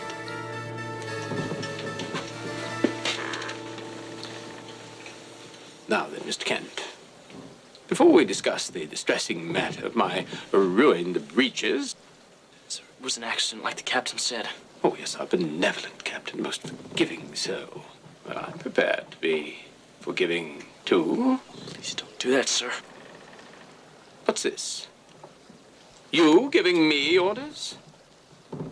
Damn me, Mr. Kent, if you don't have spirit. But enough of this sparring. You have something that I want. Something that I intend to have. You touch me again and I'll cut your rotten face. Why, you filthy little swine. That, Mr. Kent, will cost you the cat. First, a few broken bones might help curb you. Lieutenant Stovall, the captain requests all the officers to the wheel at once. We sighted a British ship. She's British, all right. Beat to quarters, Mr. Morris. Beat to quarters, Mr. Coley!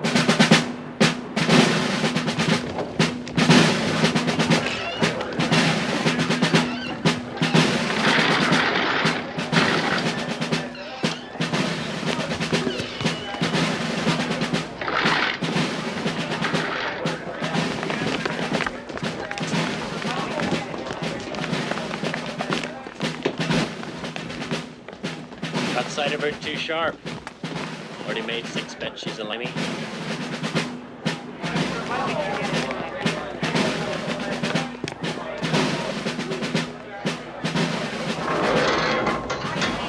Take your shoes off, mate. You get a better grip if it gets slippery. Come on, a bit of blood never hurt anybody. Run up the flag, Mr. Morris. Aye, aye, sir.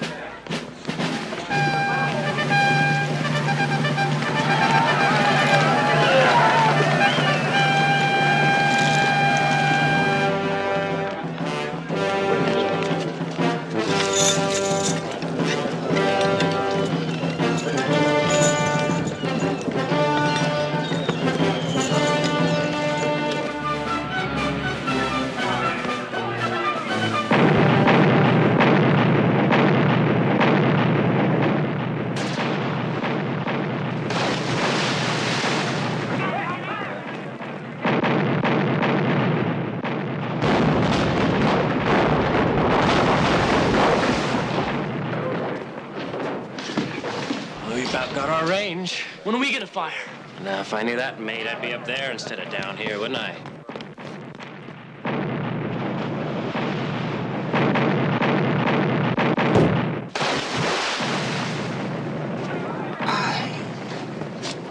That one hit the sight and bounced clean off. Aye, mate. Aye, it's the truth, lads, I swear. I mean, it's like her sides were made of iron.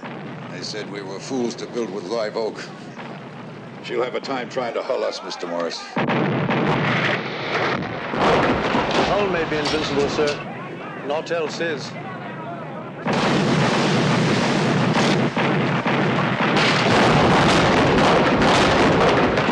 Well, get in here! You there! The lot of you! Get away, straight away. Sir, we have men injured. When can we open fire? Not yet, Mr. Morris, not yet. But, sir... Mr. Morris, I'll give the orders. Yes, sir. Sons. I appreciate your concern, Mr. Morris, but we're badly outgunned and outmanned. Our only hope is to get in close enough to hull her with a broadside.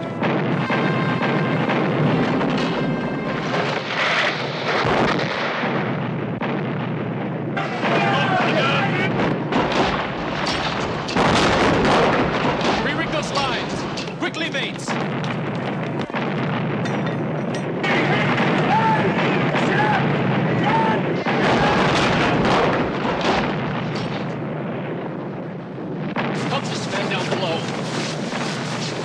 Easy with him.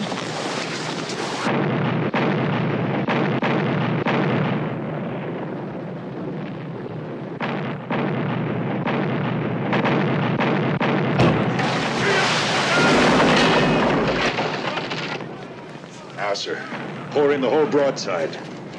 Prepare to fire broadside!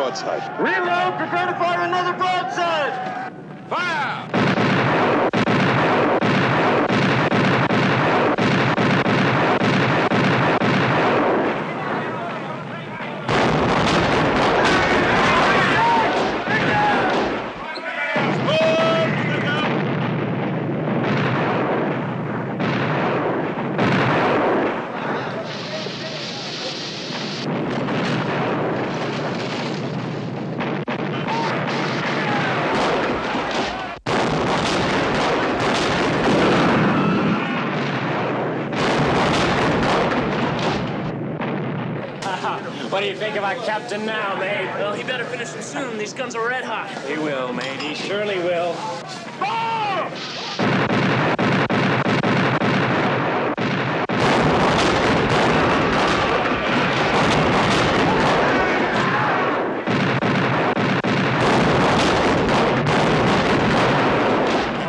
They're alongside. Aye, sir. By Christopher, that ship's ours.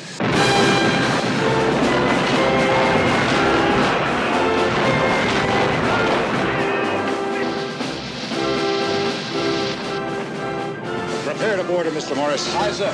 Prepare to board!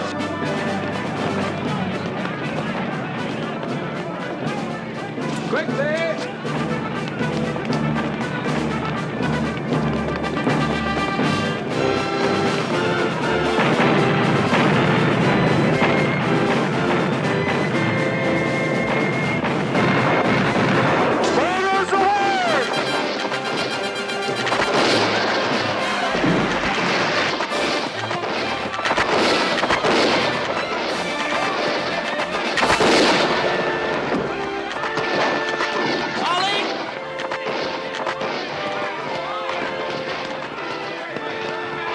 You all right? Of course I'm all right, mate.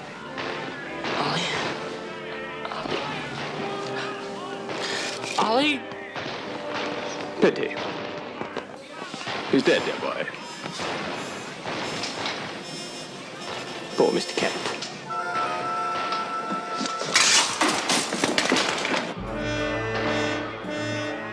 No match for a pistol, Mr. Kent. Damn me, Kent, if you don't have spirit. Poor Mr. Kent. Mown down in the peach of his youth, and by a British ball, too, eh? Also, they'll say...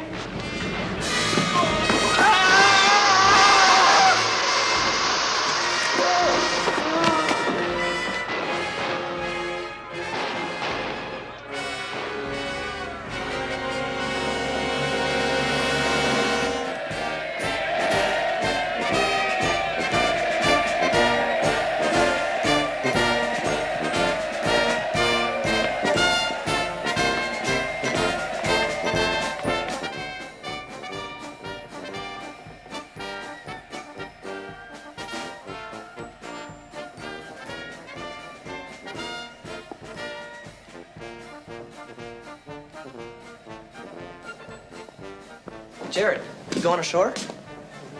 Yeah, in a while. Don't wait too long, else all the good ones will be taken.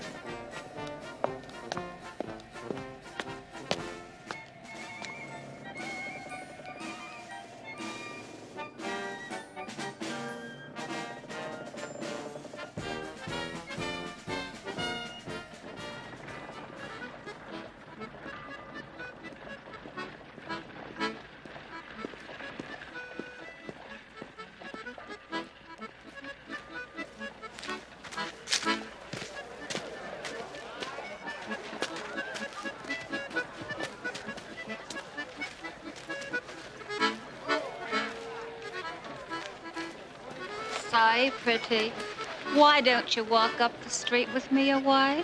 I don't want to. Oh, sure you do. I'll tell you what. 'Cause you're such a brave lad, I'll pleasure you for half my usual price. Now what you say? You let go of me. Here, lad. What's your hurry? Little Lucy just wants to be your friend. Just leave me alone. Lad. I said leave me alone.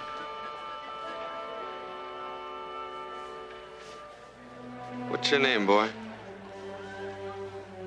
I said, what's your name, boy? Lad. Lad! Lad! Wait up!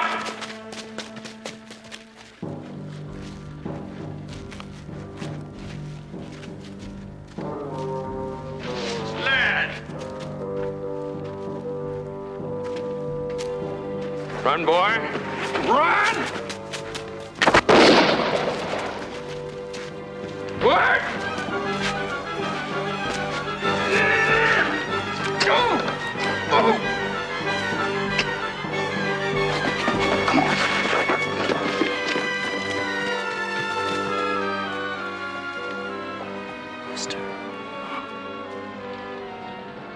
Sorry.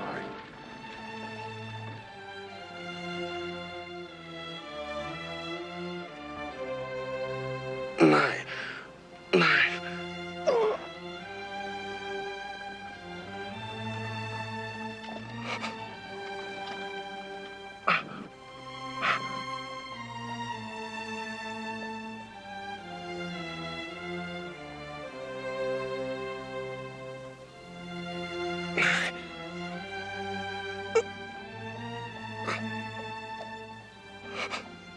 Jared.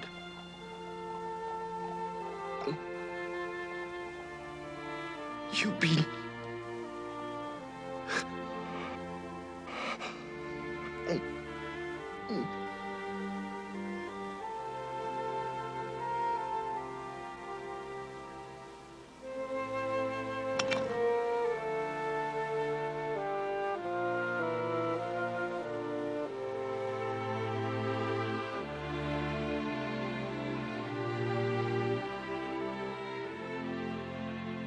This man reached for my knife.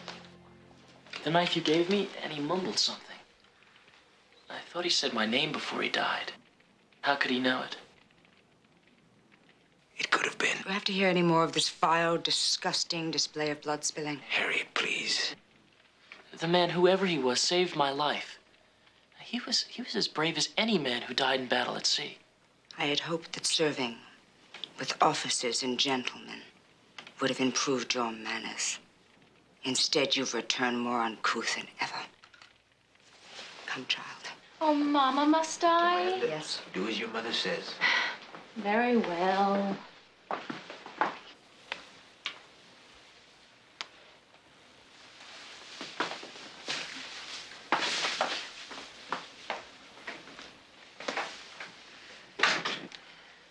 Recently, things have been very trying for your aunt. Yes, sir.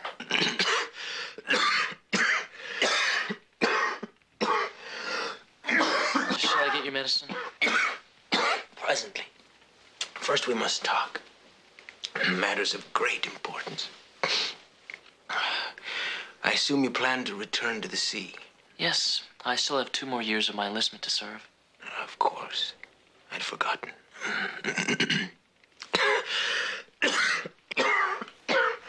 Uncle, please rest. We can talk another time. No, sit. What I have to say, I must say now.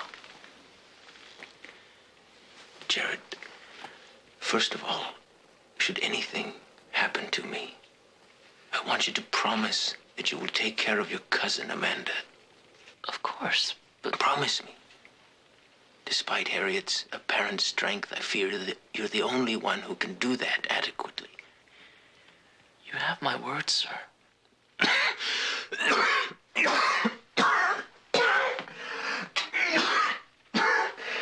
Uncle, I'm going to get your medicine.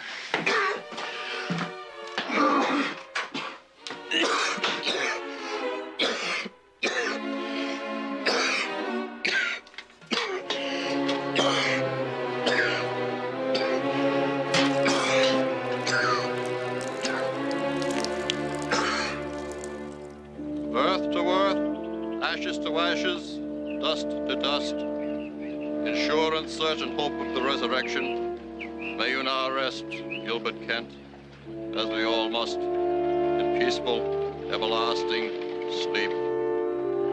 Amen.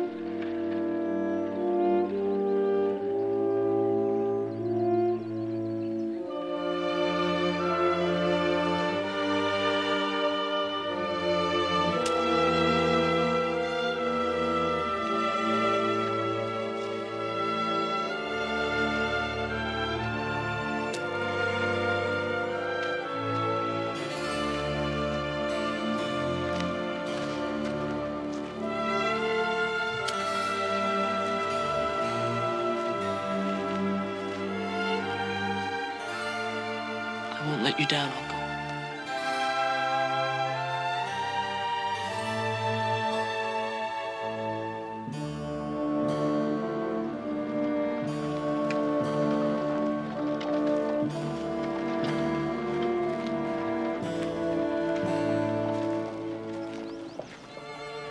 Aren't you riding with us, sir? think you know, Mr. Jared, I would like to stay alone with my thoughts a while.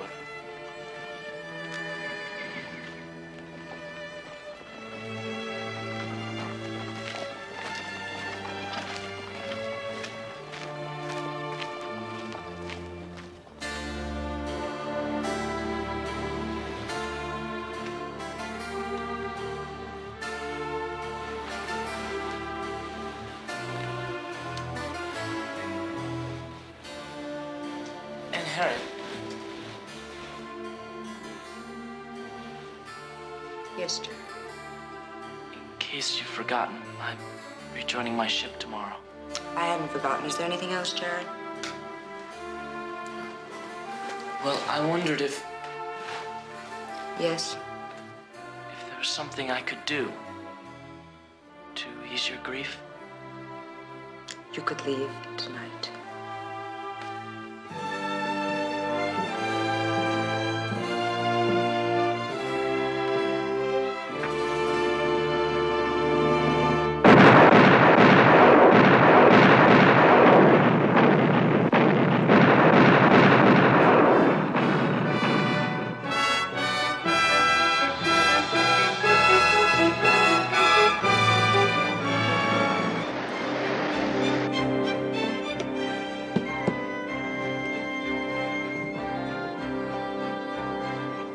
And so, dear Amanda, in the last 4 months at sea, we've engaged the enemy successfully on 3 different occasions. Life aboard ship is, I assure you, somewhat more exciting than school in Boston ever was. Although school was, I suppose, not quite so dangerous. I've lost a few shipmates in action, but that's what war is all about. Come through it all without a scratch so far, and hope that my good fortune will continue until my return.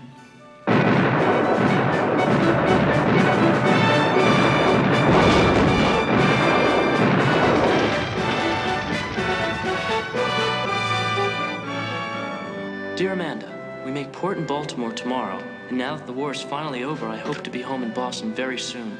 Pray that I shall find everyone well and happy when I do, even Aunt Harriet. I have much to tell you about my adventures during these past years, and can't wait for us to be together again.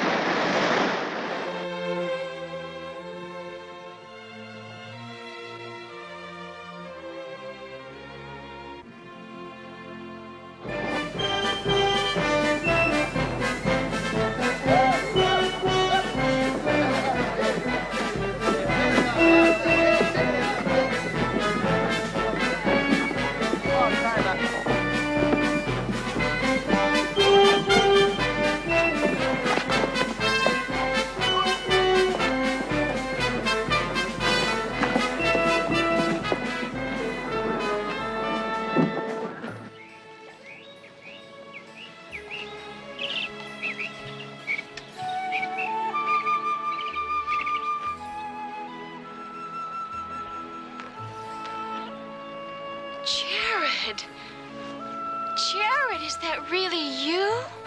I might ask you the same question, Amanda, but I'd never believe the answer. You mean because I'm grown up? As beautiful as any ocean. Thank you, kind sir. Jared.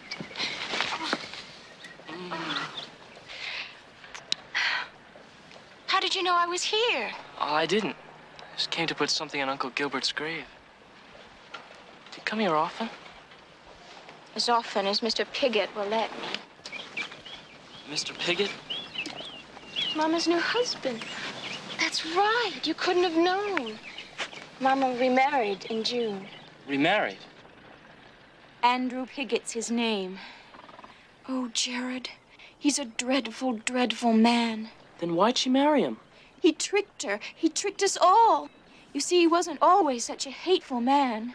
At first, when he introduced himself to Mr. Pleasant, before they were married, he was kind and polite and even charming. For the first few weeks after they were married, everything was wonderful. And then Mr. Pigott began to change. Oh, Jared, it's been a nightmare ever since. When he isn't drunk or bullying Mama and the servants, most of whom have quit, he's out gambling. Oh, Jared, I'm so glad you're here. Maybe now, together, we can drive this awful man from our house. Don't worry. We will. First, I have something to put on Uncle Gilbert's grave.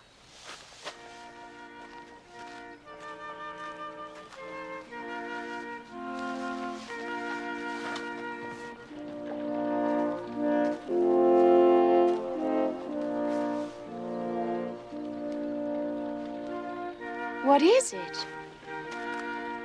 Just a piece of flag. It's from your ship, isn't it?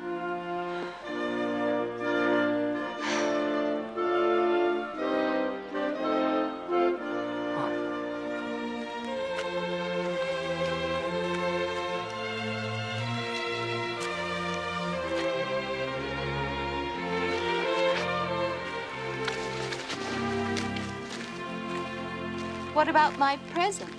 What present? You wrote you were bringing me home a present. Oh, that.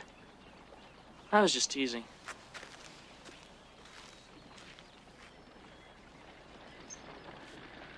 All right. All right. I was gonna wait till we got home, but... Here, I made this for you. Oh, Jared, it's lovely. Is it from your ship? Yes, cut from the rigging. Hurry home now. You tell Aunt Harriet I'll be there as soon as I talk to Mr. Pleasant. All right.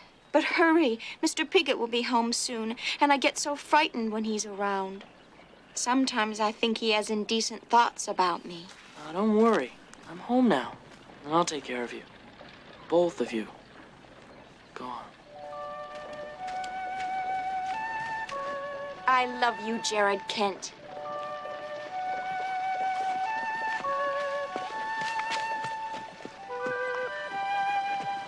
If only your uncle and your grandfather were alive, they'd know how to deal with that charlatan.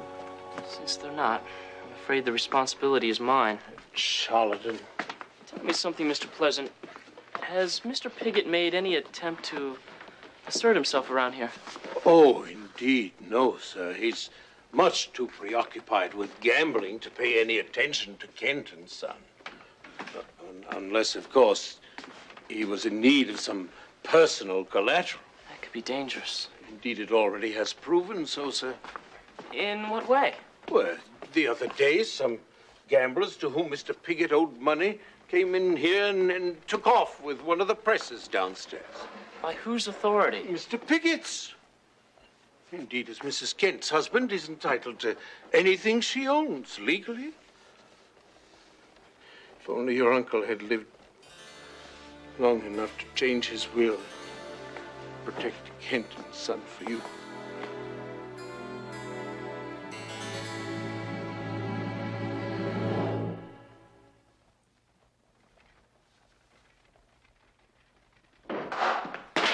Mrs. Piggott? Mrs. Piggott! Damn you, woman, answer me! Amanda? Amanda, where are you, girl?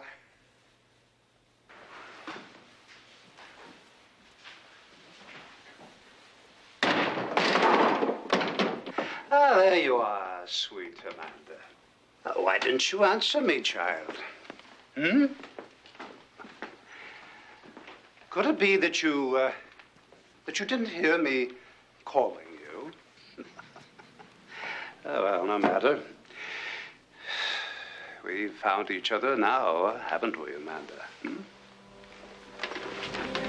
What's the matter?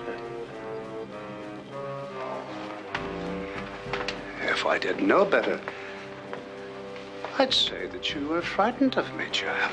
Please, Mr. Piggott, please don't hurt me. Hurt you? Peaceful heavens, Amanda. Now, why on earth would I want to hurt you? What's a little pain, daughter?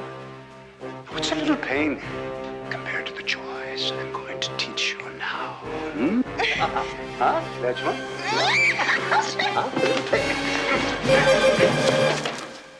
Are you all right? She might be, sailor boy. But you're going to wish you were in hell by the time I finish with you. Jared, be careful. How did that feel, sailor boy?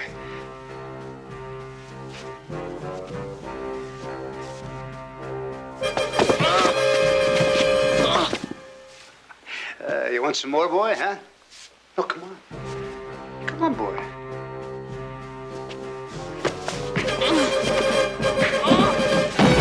Jared! You're gonna get yours later, don't you? There, boy. Fire. Stop it, Andrew! Let Jared go. Well, of course, my dear. The lad and I were merely jesting anyway. I want you out of my house, Andrew. Take your personal belongings and go. Now. Well. Such courage you've developed, Mrs. Pickett. Kent, Andrew. Mrs. Kent. What are you saying? That today, I visited the law offices of Benbow and Benbow, and after I explained to them how you lied to me before our marriage. Lied to you? About what? You never attended Yale. You never inherited any fortune either. You're nothing but a shiftless, low-caste actor. You're a tanner's whelp from South Boston. You set spies of me, huh? Now, that's very clever of you. Benbow and Benbow did at my request, of course. And the fact is, Andrew, that I now have ample grounds for a bill of divorcement, which I intend to proceed with immediately. Congratulations, Mrs. Pickett. Unfortunately, immediately won't be quite soon enough. If you're referring to my property, Andrew, try and claim any of it, and Mr. Benbow will have a warrant drawn for your arrest. Oh, I'm referring to your property, all right, Mrs. Pickett. Or should I say, the lack of it? What do you mean? Well, as of right now, Mrs. Kent, you no longer own a fine printing house. What are you talking about? Dice. Well, unfortunately, today I rolled nothing but bad luck. And when it was all over, I realized the only way I could pay off my debts was to sign over the assets of Kent and Son. It isn't true. Oh, yes, it is, sailor boy. And it's what you all deserve. You're lying. You must be lying. Oh, then go see for yourself, madam. That's it, Mrs. Pickett. Run! Run, Mrs. Pickett!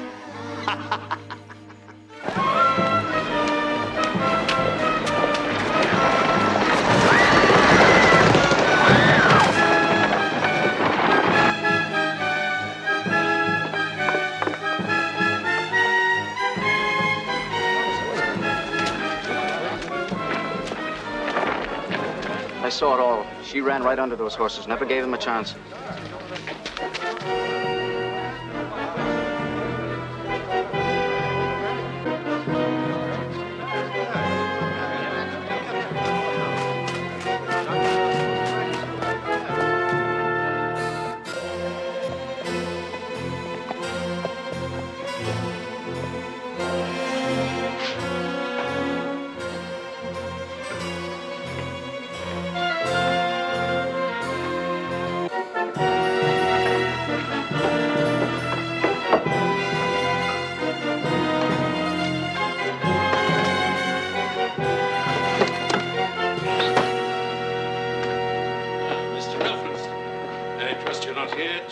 Any more of our equipment? Quite the contrary, sir. I'm merely here to inform you that a new owner is taking over this establishment.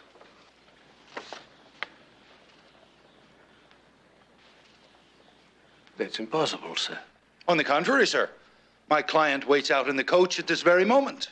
Mr. Pickett had no right to dispose of Kent property. I will not surrender it. You don't know the law, young man. Besides, it can hardly be any of your concern. Wrong.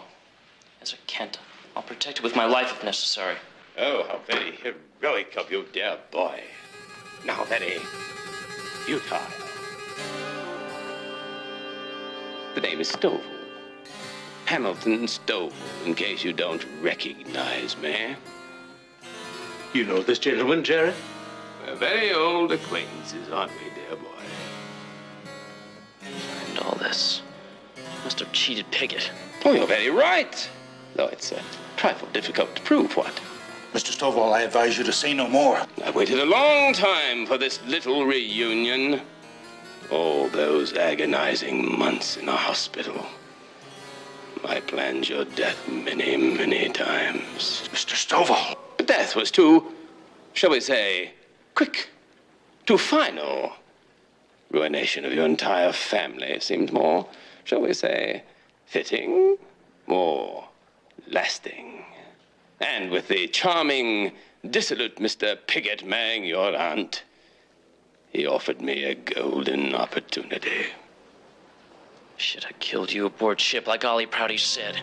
I missed this. Mr. Janet, no!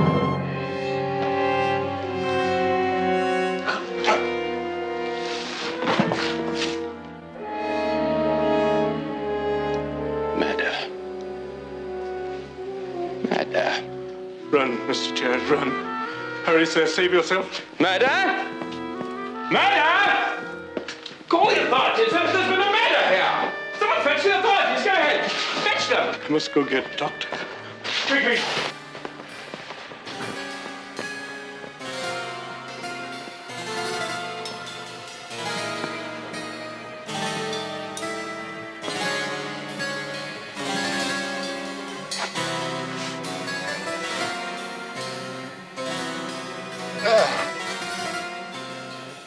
Distinct possibility that you might live.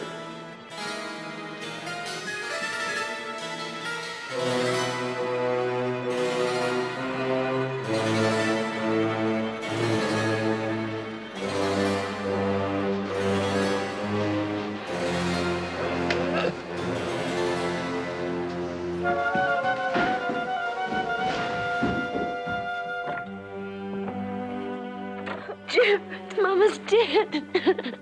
I'm sorry. Amanda, listen to me. There's been trouble at the printing house. I don't have time to explain. You must go away. Away? Where? I don't know yet. Out west somewhere. But... I'd leave you here, but Piggott might return. I promise Uncle Gilbert I'd look after you. Well, can't you at least tell me what happened? I killed a man.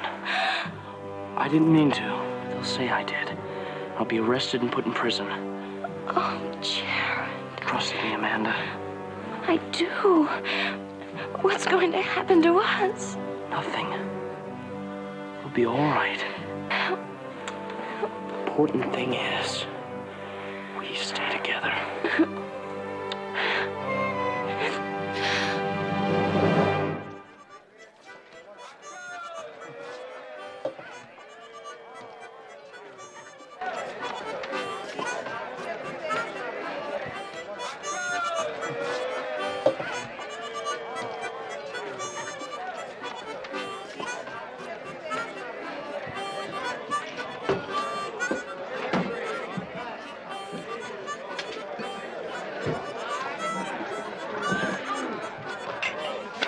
What'll be your evil, lads? We're looking for Captain Yates. Sorry you ain't seen Ben in a week of days. Looking for Captain Yates? Yes.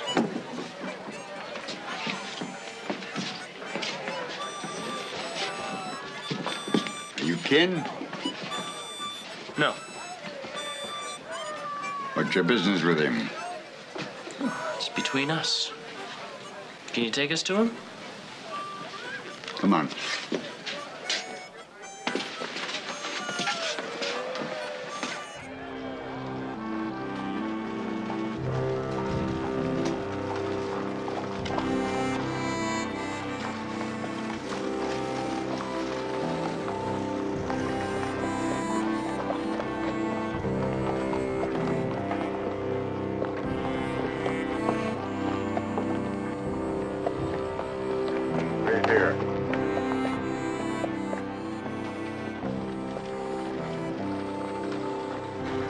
Think he knows?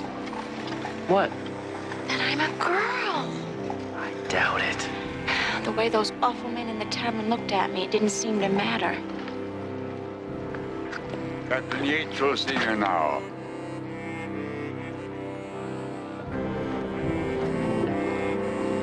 On the deck there.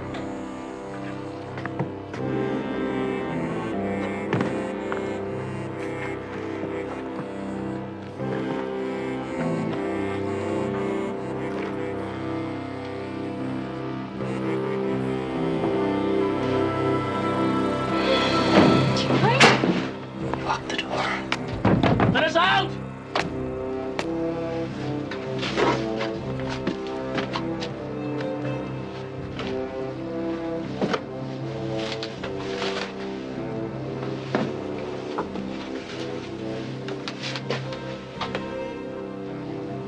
Jared, there's somebody in here.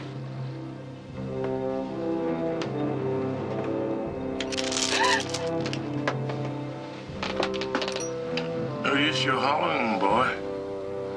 Only time we're gonna see daylight when they take us up to flog us or they shoot us. But why? Captain Yates is a friend of... Yates? Ben Yates dead, boy. Dead? Aye. Straight from his neck to his navel. By our new master, Captain Drew.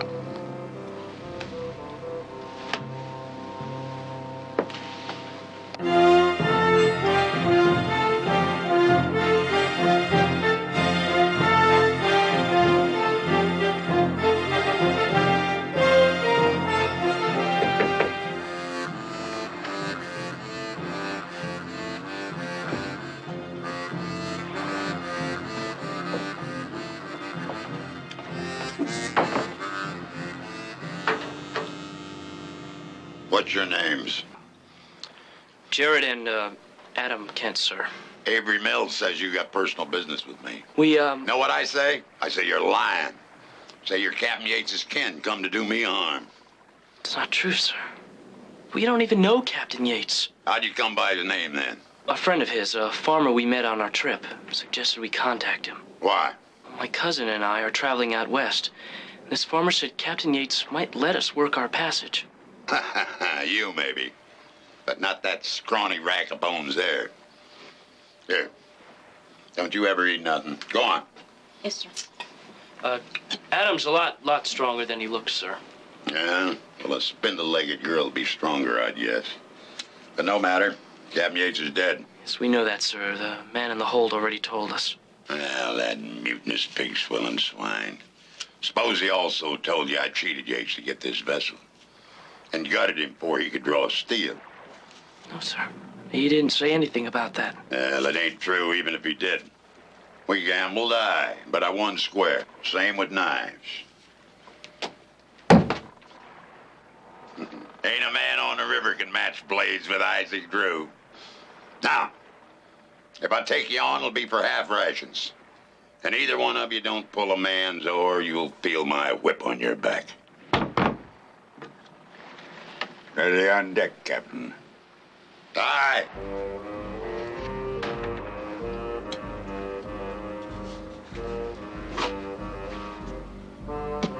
Follow me.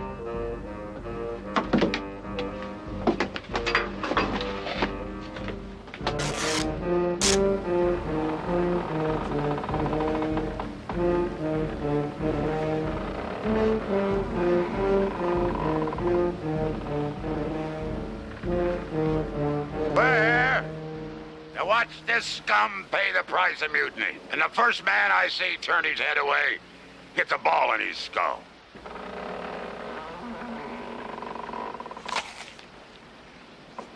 Is that clear? 30. With each arm. Captain, that'll kill him. You can always take his place, Sonny. I thought not.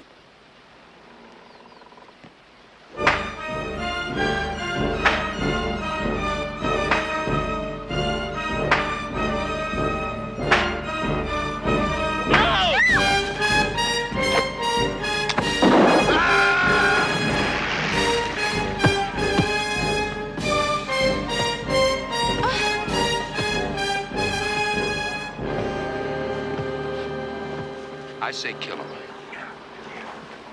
No. We just kill the lad. I saved the girl. Yeah. At least till we're through with her. Jared, they're going to kill us. I know they are. No, they're not. Silly. Why would they? Because they want the boat for themselves. Didn't you hear them? Jared. Decision been made. Men want you dead. Please, Mr. Samuels. But since you saved my life, it's been agreed to set you ashore.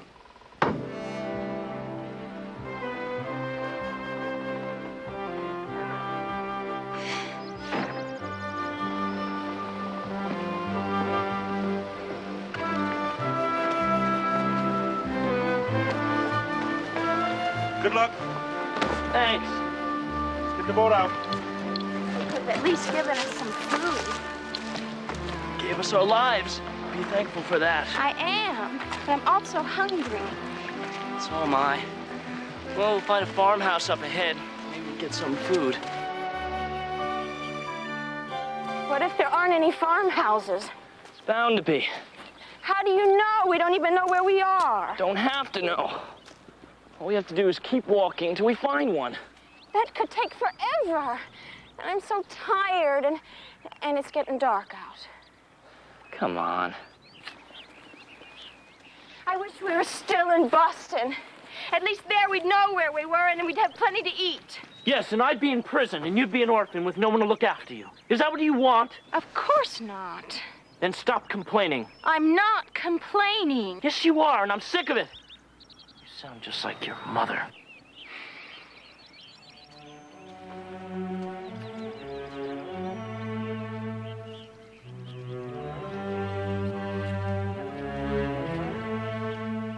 I'm sorry.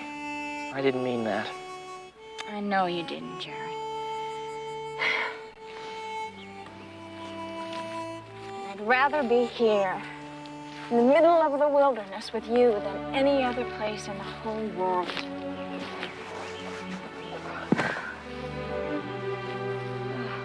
It's just that we've been through so much so fast. The only two of the family left, Amanda. Only got each other. Jared, promise me one thing. We'll always stay together. The two of us, always. I promise, Amanda. Nothing will ever part us. Nothing.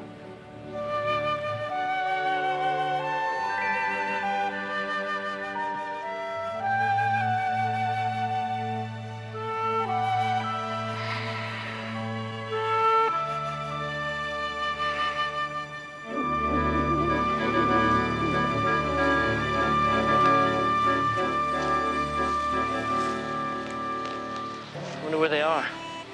Hiding? From us? Maybe they thought we'd... Jared, what if they're Indians? Indians don't drink coffee. How do you know? You've never even seen an Indian. I have to know. Just know they don't drink coffee. Right you are, brother. I've seen those red heathens drink most everything else, but never coffee. Well, forgive me, friends, if I startled you, but unannounced visitors in these wilds force a man to be cautious, especially an unarmed man of the cloth like myself. I'm the Reverend Joshua Blackthorn. Jared Kent, sir. And my cousin, Adam. Jared, you mustn't lie to a reverend. My name's Amanda. I'm sorry, Reverend. Please, no apologies. One has only to gaze at your cousin's comeliness to understand your problem and to appreciate the temptation that must arise in all men, be they God-fearing or not. There have been looks. As well as there should be, my sister. The Lord never intended his choice fruit to remain undesired, merely unplucked.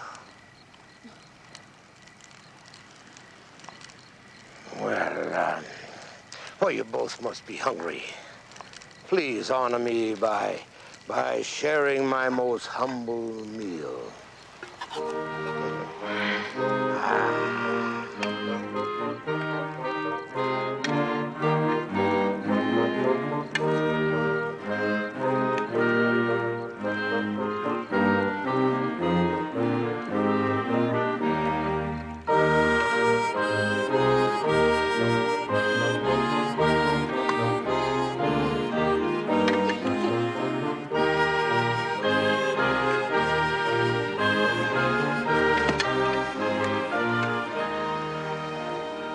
I hope you'll forgive such meager fare.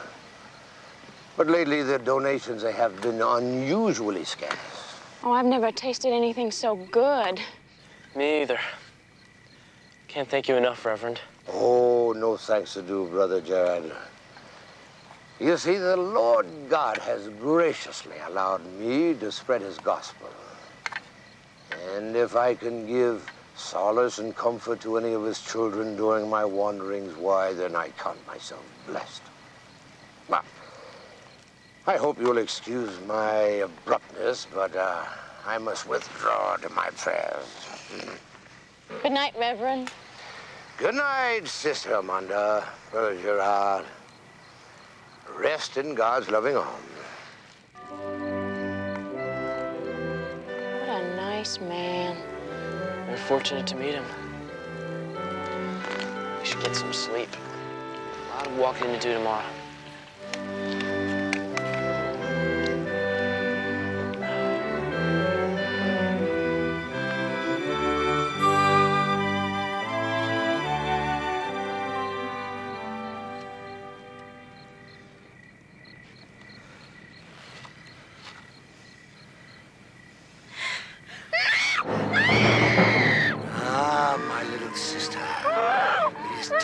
To pluck the Lord's fruit.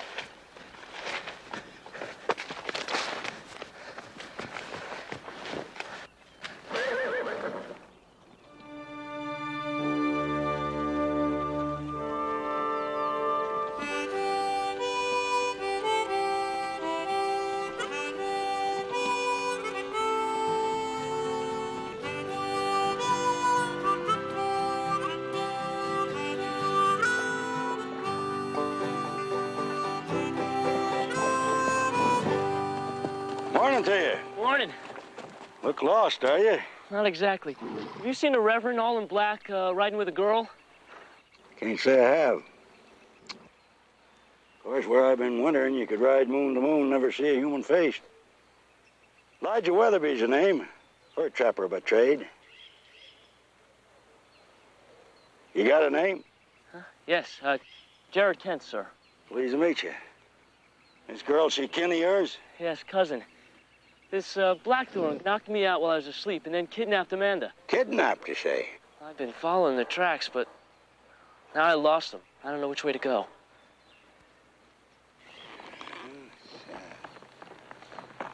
Went that way. How do you know? Well, there ain't but one set of tracks riding double. Cousin, you say? Yes. She's not even 16. Promised to look after her. Well, they're more than likely heading for the settlement. Ain't but a day's ride from here. We could snare 'em if we don't go to John. Appreciate the help if you're offering, sir. Come on. Now, headed that way myself. Got to trade these furs. Besides, kidnapping's bad business. Come on, baby.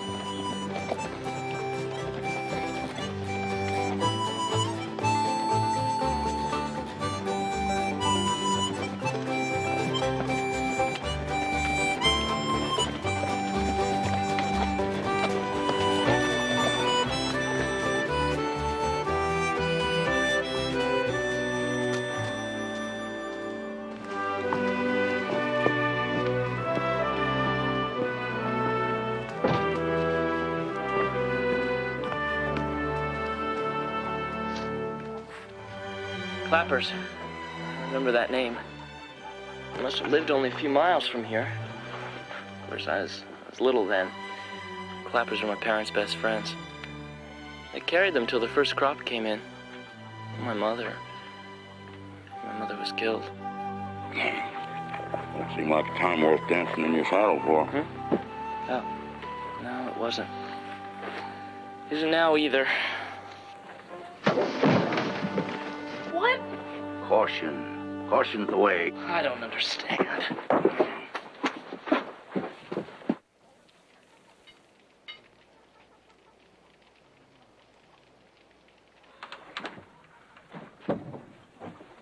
This cousin of yours got long, shiny hair, color chestnut. Yes. The Reverend's all in black. They're in there, aren't they? Ain't impossible. No, don't go jump on the bait.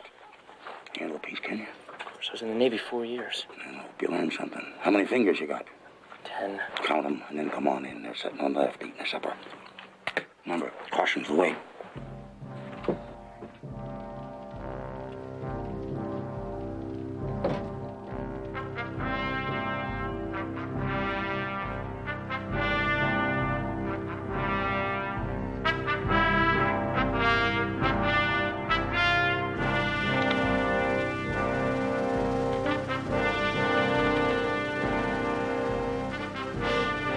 Amanda?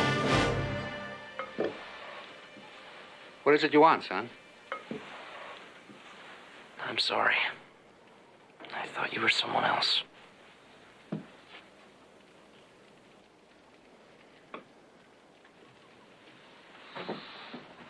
What day do you like? Day do you, Adam? You have a good winter? Oh, it was colder than the bottom side of a beaver. Trapping was good, though. Ah, then you got furs to trade. Yeah. Lad here's looking for some answers first. Well, I'll be right there. We'll never find her. Now, don't never use the word never. Quit. There's another one I got no use for. For all I know, she could be dead. Unless you string the two of them together and then you got something. What? Never quit. There's two to draw to. Sorry I took so long. I'm Jared Kent. Abraham's boy? Same. Well, of course you are. I see the likeness now. I think I'm just going to step over here and have one of them pies. Sure, help yourself.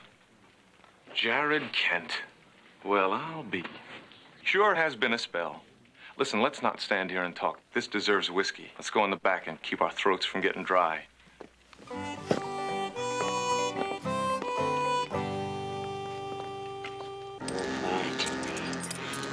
There you go. Couple more, come on. Come on, Burke, let's get her.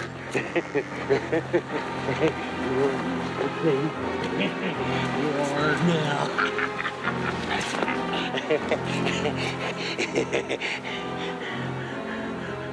Virgil to me like a lot more spirited. I only bring the lamp, brother. It's up to you to light it.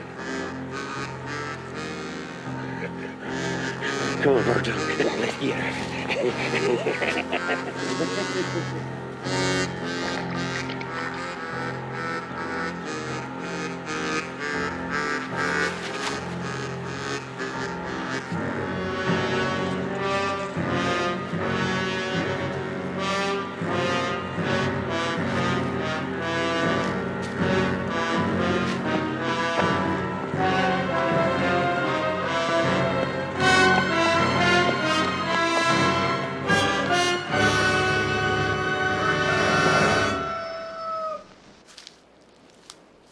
I don't know when I can return them to you, Adam. No matter. If Ma and Pa was alive, they'd do the same. I just wish I could go with you.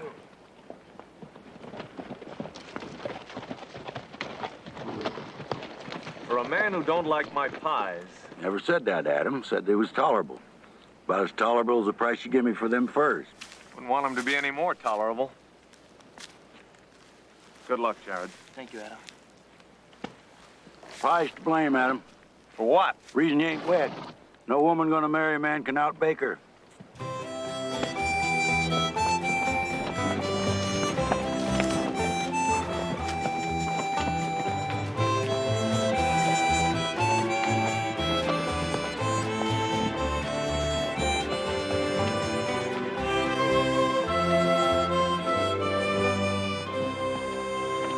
As long as we're riding the same trail together, your problems get to be the same as mine. You best take that.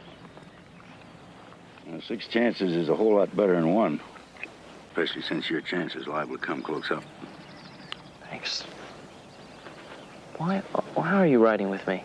I ain't. You're riding with me. This Blackthorn fella's probably heading for St. Louis. That's about all the civilization they got out here. Heading there myself for the same reason. And seeing as how you ain't got no better idea which way to ride, you might as well stick with me. Your chances is going to be about the same either way. Hope I get a chance to use all of them, too.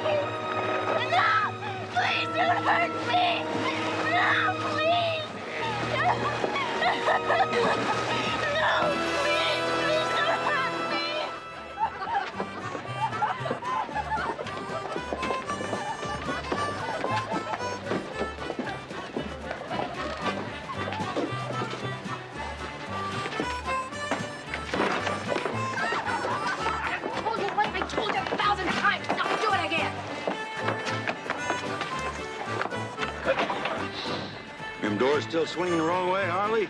All of them like to swing a door, Elijah. There's a little part.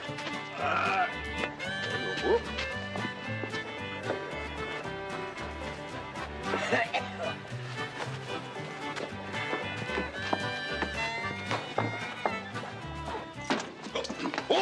Hold cups now, Flora.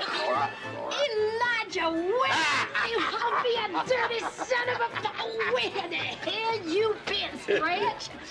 Winter with bars smells like... Well, there was this old sow back in the cave for a spell. Who got prettier as it got colder, no doubt. That's what they do. That's how they do. Oh, who's your friend? Jared Kent, ma'am. Little young, ain't he? Can't very well leave him tied up out at the hitching post with the horses, can we? You go on in, I'll open up a jug and tell Miss Josie you're here. You, bide your time in the parlor, young fella. Hmm? Yes, ma'am. Know what kind of place this is, don't you, lad? I was in the Navy 4 years. Well, I tell you, old Elijah's been holed up the whole winter long, and he's flat starved for some human comfort. If you catch my drift. Oh, will you be long? Not long enough. I hope that depends on Miss Josie. Now, you can sit here and wait for me, or you can make yourself at home, do whatever you want. You're old enough to figure that one out. Josie's awaiting you, mountain man. She'll throw you out if you don't have a bath first. They can get picky, don't they? Well, you seek your own amusement, lad, and I'll be back sometime.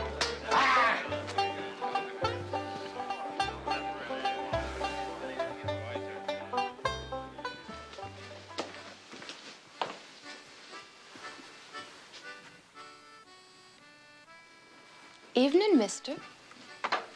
Looking kind of lonely, ain't you? No, I'm just waiting for a friend. And you can't find something better to do to pass the time? Really. I am just waiting for this friend. What's the matter? Don't you think I'm good enough for you? It isn't that at all, ma'am. I'll have you know that all the best people in St. Louis come here. This is no dive, mister. I'm sure that it isn't, ma'am. We even have a reverend here, mister. Now, what do you think of that? A reverend? That's right. He's been here for almost a week now. His name wouldn't be Blackthorn, would it? How did you... We don't discuss names here. Besides, why are you so interested? I think it might be my uncle. I've come a long way to find him, and it's really very important. You see, there's been a death in the family. I'm very sorry to hear that. Well, I don't know if he's in the mood to be disturbed right now, but he's upstairs. First room on the left. Only don't tell anyone I told you, all right? No, and thank you kindly, ma'am. All right.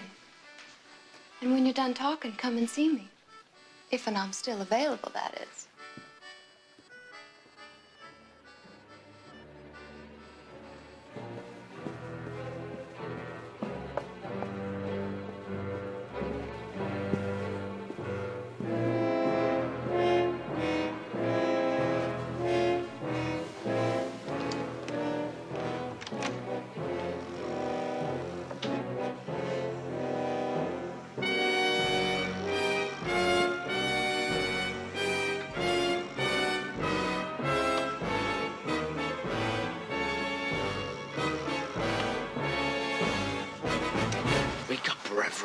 Huh?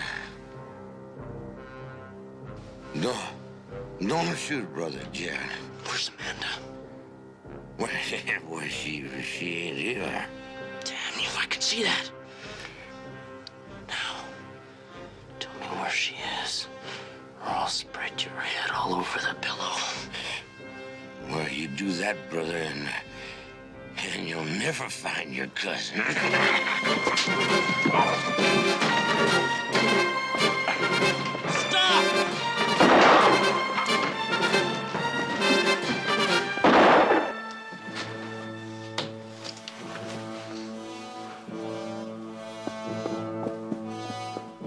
Cousin, what did you do with her? Sold her, damn you. Sold her? To who? Trappers. Heading up to Missouri. And I made a sweet profit, too.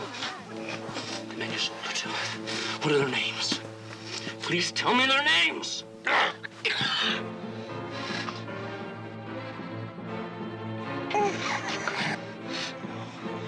Can't I? You've got to tell me their names. He ain't gonna tell you nothing, mister. Sally, get the soldiers. Man's been murdered. Yes, Miss Cato. Yeah, what's going on here? It's Blackthorn.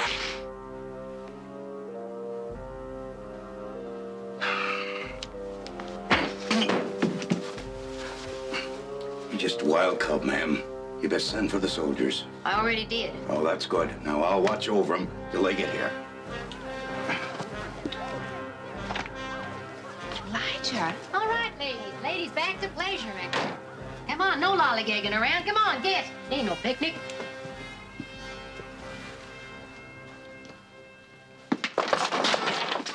All right, where is he? In there, I think. Past the tassels. Oh, what in the hell? Can't a man pleasure himself in peace around here no more? You want entertainment? Go get your own damn girls. This one here's busy as any fool can see. Get out of there. Come on. And shut the door.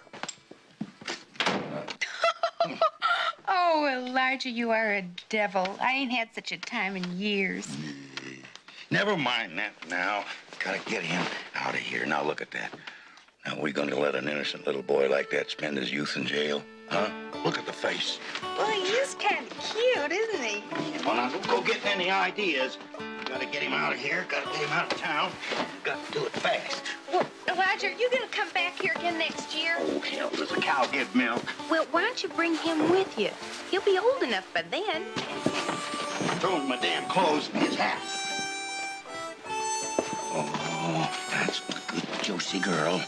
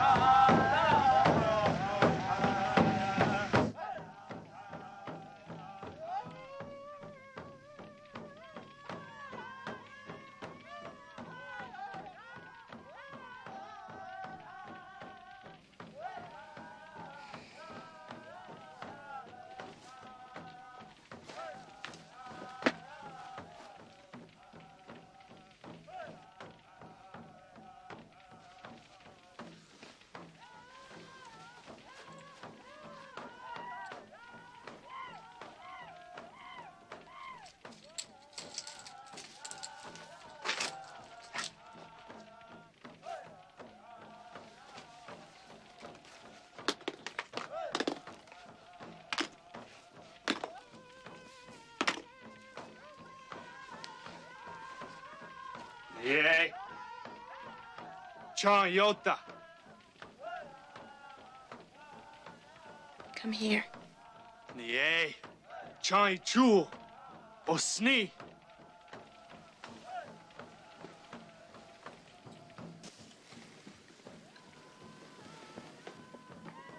Come here.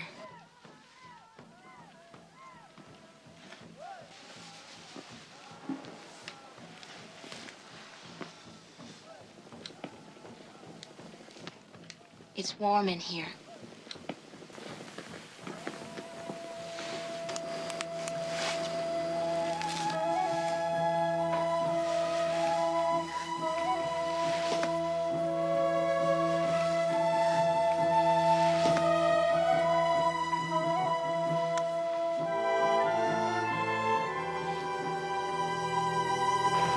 Ain't no other country like this nowheres. Plains or high country don't make no matter. Whole thing was created so a man can breathe free, clear his brains. Wasn't yet 14 years old when I first come on it.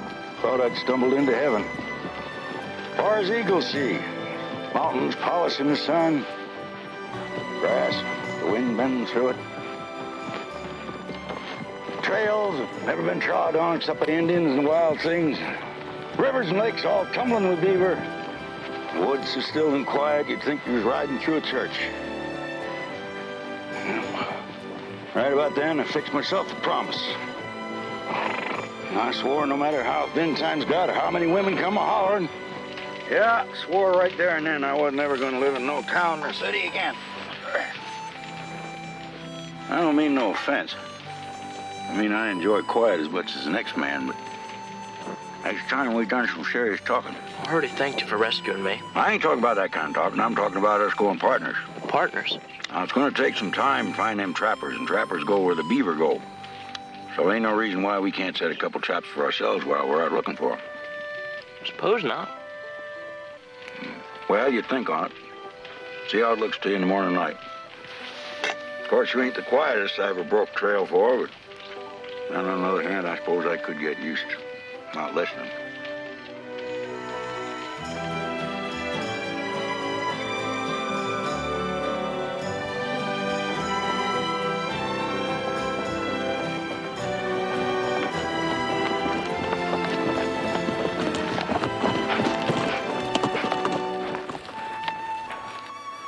Now, don't go to fretting. We'll find her. Never quit till I do. There's two to draw to.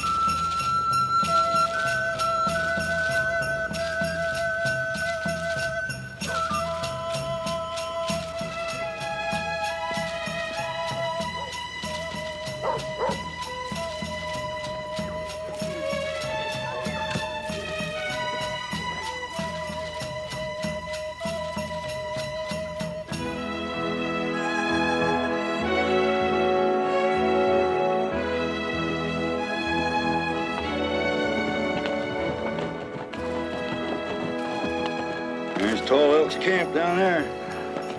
Now listen, we've been partners for a year. I don't mean you know everything. Indians respect a smart trader. When it comes to the bargaining, you just let me do all the talking here. Here?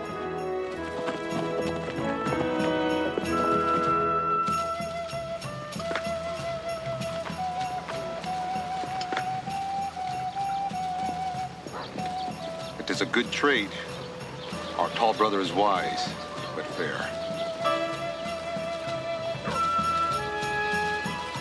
Amanda! Jared? Whoa, easy, son.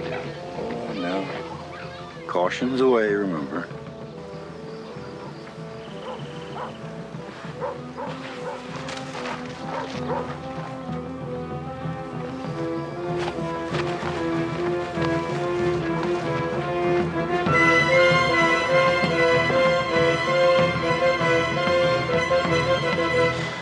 Get her out of here, Mr. Weatherby. Well, we're gonna do that. We're gonna do it Indian style, that's all. We've been looking for that woman there for a long time. She's his cousin, relative, see? We'll bargain you for her.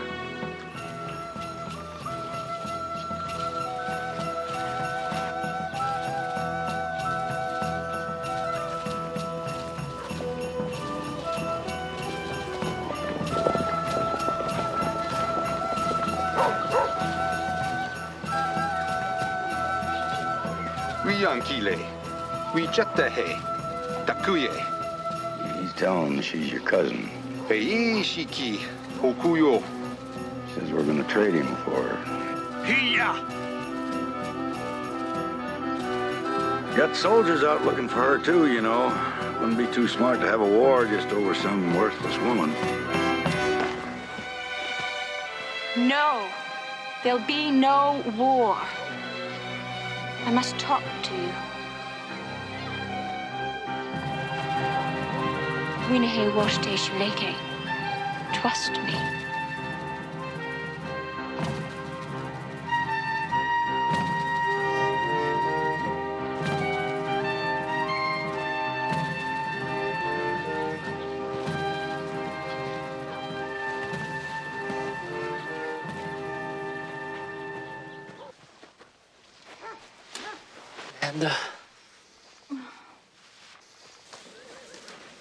Thank God I found you. Us. Us?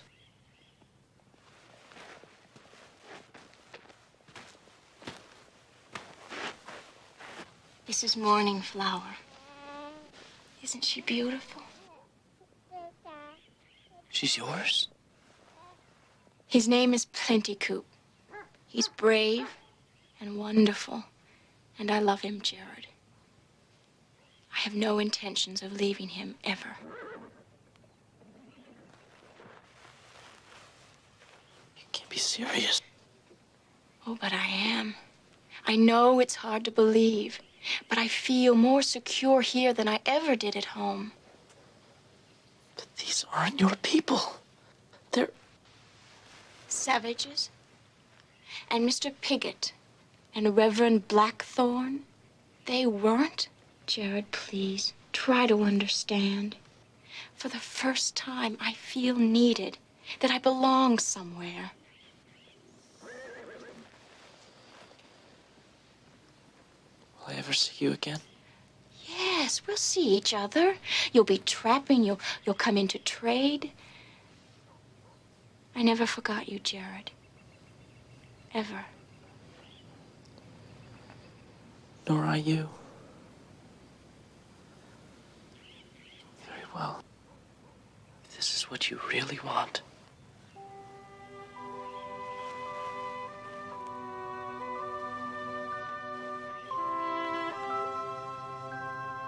Pray that you'll be happy. All of you. Thank you.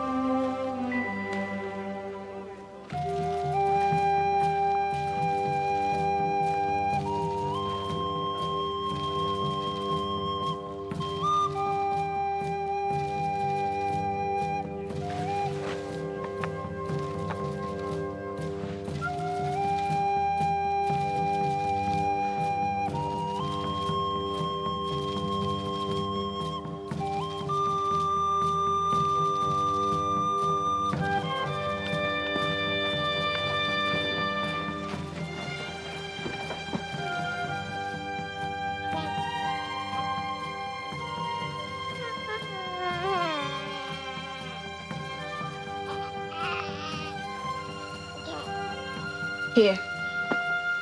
Hold your daughter. Time I fed her.